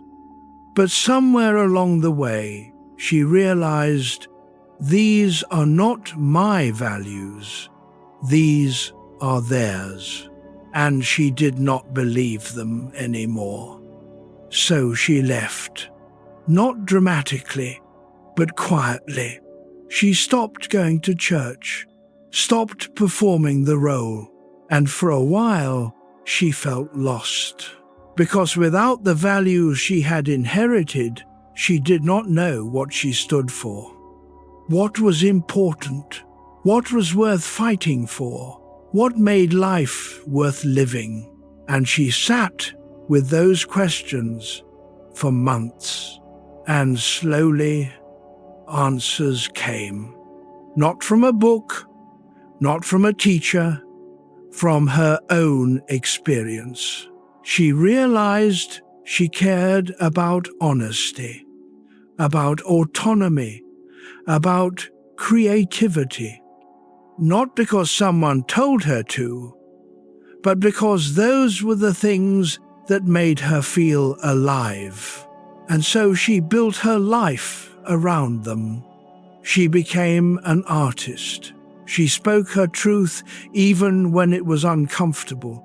She chose relationships that honored her autonomy. And her life looked nothing like the one she was raised for, but it was hers. And that ownership, that sense of living by values she had created, was freedom. Nietzsche would say, "This is what it means to be free. Not to follow your desires, but to create your values." Because values are not just preferences, they are the principles you are willing to sacrifice for. And most people have never asked themselves, what am I willing to sacrifice for? They follow inherited values. And when those values demand sacrifice, they resent it. Because the sacrifice is not for something they believe in, it is for something they were told to believe in. But when you create your own values, sacrifice stops feeling like loss. It feels like alignment. You are choosing to give up something because something else matters more. And that choice, that active, deliberate choice, is what makes life meaningful. Think about your own values, not the ones you say you have, the ones you live. What do you actually care about? What do you protect? What do you fight for? And are those values yours? Or did someone else give them to you? Because if they are not yours, you will always feel like you are living someone else's life. But if they are yours, if you created them, tested them, chose them, then you can live with integrity. Not because you are perfect, but because you are honest. And honesty is the only foundation for a life worth living. Let your shoulders drop. The next chapter asks, if you create values in emptiness, what happens when the emptiness does not go away? What happens when darkness is not a phase, but a companion? Chapter 31, When Darkness Becomes Depth. Nietzsche spent years in darkness, not metaphorical darkness, real, physical, mental darkness, chronic illness, migraines that left him bedridden, isolation, misunderstanding, and he did not escape it. He lived through it, and somewhere in that living, he realized something. The darkness was not the enemy, it was the teacher. It was the place where shallow comforts could not reach, where easy answers fell away, where he had to face what was real. And what was real was this: life is suffering. And suffering is not a mistake, it is part of the structure. But suffering that is faced, that is sat with, that is not denied, becomes depth. And depth is what makes life rich. Think of the people you admire most, not the people who have had easy lives, the people who have suffered and emerged with something: wisdom, compassion, presence. They did not escape the darkness, they integrated it. And integration is not the same as healing. It is not the absence of pain. It is the presence of understanding. Let me tell you about someone who lived this. A man in his late 60s. He had lost his wife 10 years earlier, and for the first few years he tried to escape the grief, stayed busy, avoided reminders, pretended he was fine. But the grief did not go away. It just waited until one day he stopped running. And he sat with it. And he realized the grief is not going to leave. It is part of me now. It is the shape my love takes when the person is gone. And instead of fighting it, he let it be. And slowly the grief became something else. Not joy, but depth, a richness, a capacity to feel deeply, a presence that people noticed. He was not bitter. He was not broken. He was deeper. And Nietzsche would say, this is what darkness does if you let it. It does not destroy you. It deepens you. It burns away the shallow parts, the parts that were just performance, just distraction, just comfort. And what remains is real. Real grief, real love, real presence. And that realness is what makes you human. Think about your own darkness, the parts of your life that were hard, that did not resolve, that left marks. Do you see them as mistakes, as things that should not have happened? Or do you see them as depth, as the places where you became more real, more honest, more yourself? Nietzsche believed that the people who avoid darkness stay shallow, not because they are bad, but because they are protected. They never have to face the hard questions, the unbearable truths, the parts of life that do not make sense. And so they stay comfortable. But comfort is not the same as depth. Depth requires descent, and most people will do anything to avoid descending. But the people who descend, who face the darkness, who sit with it, who let it change them, they are the ones who become most alive. Because they are not afraid of life anymore. They have seen the worst. And they survived. And that survival is not triumph. It is just continuation. But continuation is enough. Notice the weight of your body where it rests. The next chapter turns from the timeless to the modern, from Nietzsche's world to yours, because the darkness he described is still here. Chapter 32, Modern Life and Digital Noise.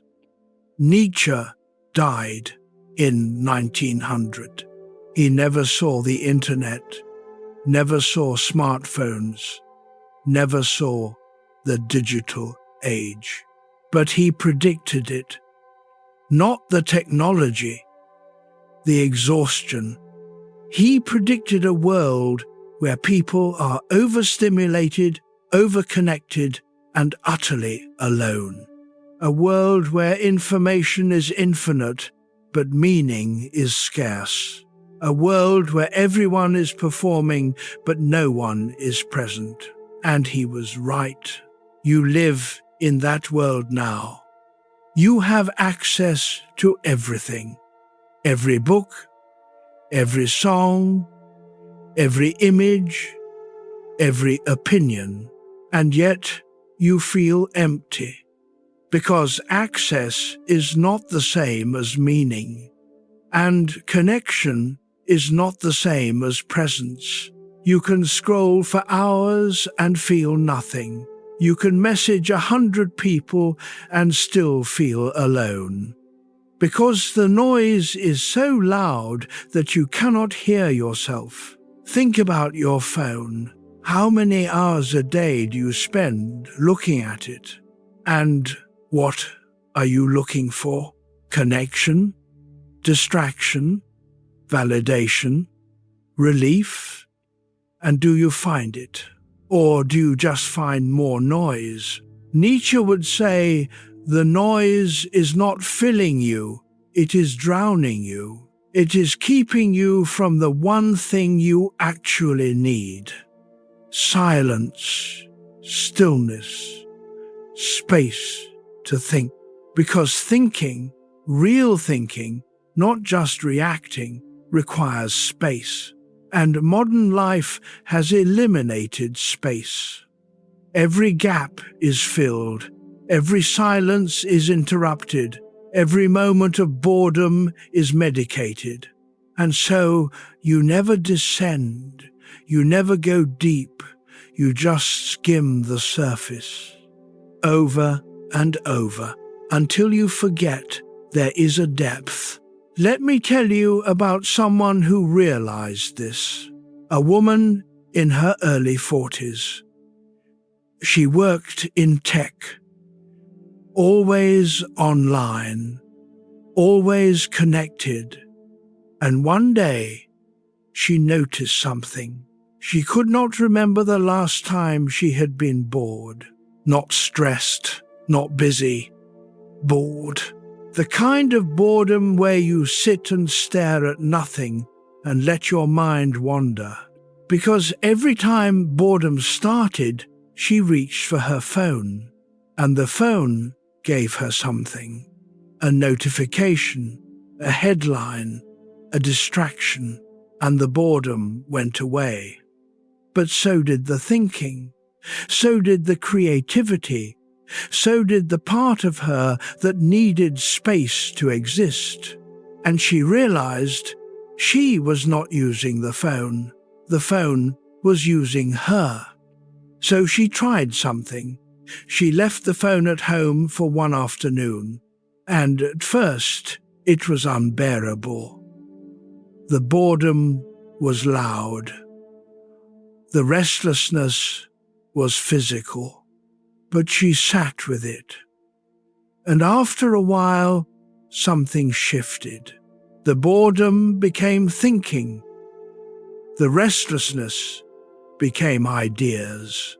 And she realized, this is what I have been missing. Not information, not connection, just space. Space to be with myself. To hear my own thoughts, to notice what I actually feel. And Nietzsche would say, This is what modern life steals from you: space. And without space, you cannot think, you cannot feel, you cannot become. You just react over and over until you forget you are more than your reactions. So here is the question: can you create space? Even a little? Can you turn the phone off for an hour? Can you sit in silence for 10 minutes? Can you let boredom arrive and not run from it? Because that space, that uncomfortable, restless, quiet space, is where you meet yourself. And meeting yourself is the only way to know who you are. Let your jaw soften. The next chapter asks, if you can create space, what do you do with what you find there? How do you integrate all of this? The night thoughts, the darkness, the becoming. Chapter 33, Integrating the Night Self. There is a version of you that only exists at night. The version that asks hard questions, that feels deeply, that doubts. And there is a version of you that exists during the day. The version that functions, that performs, that gets things done. And most people keep these two versions separate. The night self is private, hidden, shameful. The day self is public, acceptable, safe, and the split is exhausting because you are not two people, you are one. And integration means bringing the night self into the day, not by collapsing, not by oversharing, but by honoring, by acknowledging that the questions you ask at night are real, that the doubts you feel are valid, that the emptiness you carry is not weakness, it is depth, and depth belongs in the daylight too. Let me tell you about someone who integrated, a man in his mid-50s. He had spent years keeping the night self hidden. During the day, he was confident, competent, in control. At night, he was uncertain, lonely, afraid, and he never let anyone see the night version. Not his wife, not his friends, not even himself, if he could help it. Until one night, his wife asked him a simple question: "Are you okay?" And instead of saying yes, he paused and he said, "No, I am not, and I have not been for a long time." And he told her about the doubts, the fear, the sense that he was pretending his way through life. And she did not judge him. She did not try to fix him. She just said, "I know, I have seen it." And he realized the night self was not hidden. It was just unspoken. And speaking it, bringing it into the light, did not destroy him. It freed him, because he did not have to pretend anymore. He could be both versions, day and night, strong and uncertain, confident and afraid. And that integration made him more real. Not weaker, more real. Nietzsche would say, this is the work, integrating the night self, not by eliminating it, by accepting it. Because the night self is not the enemy. It is the part of you that is most honest. And honesty, even uncomfortable honesty, is the only foundation for a real life. Think about your own night self, the version of you that emerges when the world is quiet, when the performance ends, when you are alone with your thoughts. What does that version say? And do you listen, or do you ignore it until morning? Because if you ignore it, it does not go away. It just gets louder. But if you listen, if you bring it into the day even a little, it stops being a burden. It becomes a guide. Because the night self knows what the day self is avoiding. And integration means letting both voices speak, not fighting, not choosing one over the other, just listening. And when you listen to both, you can make decisions that honor the whole of you, not just the functional part, the whole. And that wholeness is what Nietzsche called becoming who you are. Not discovering a hidden self, but integrating the parts you have been keeping separate, day and night, light and dark, strong and uncertain, all of it together in one life. Let your shoulders drop. The next chapter is the last. It asks, if you integrate, if you say yes, if you keep becoming, what does that look like? What is the dawn after the long night? Chapter 34, Dawn, a New Yes. Nietzsche titled one of his books, Dawn, not because he believed in easy optimism, but because he believed that after the long night of questioning, something new emerges. Not certainty, not comfort, just light. The light of understanding, the light of acceptance, the light of a different kind of yes. Not the yes of ignorance, the yes of knowledge. You have faced the emptiness. You have questioned the values. You have sat with the suffering, and you are still here. And that being here, that continuation, is itself a yes. A yes to life. Not because it is good, but because it is yours, and because you are choosing it, moment by moment, breath by breath. Think of where you were when you started listening tonight. Maybe you were restless. Maybe you were tired. Maybe you were empty. And now, here, at the end, something has shifted. Not fixed, shifted. You are not solved, but you are seen. And being seen, even by yourself, is enough for tonight. Nietzsche believed that the dawn is not a destination, it is a beginning.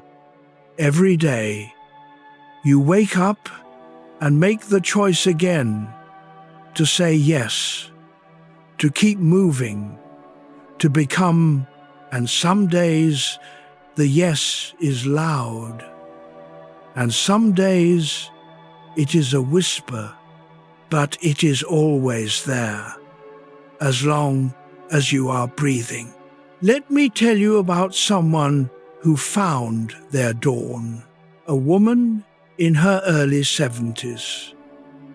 She had spent years in darkness. loss, illness, loneliness, and she had survived. Not thrived, survived. But one morning she woke up and noticed something. The light coming through the window, the warmth of the blanket, the quiet of the room.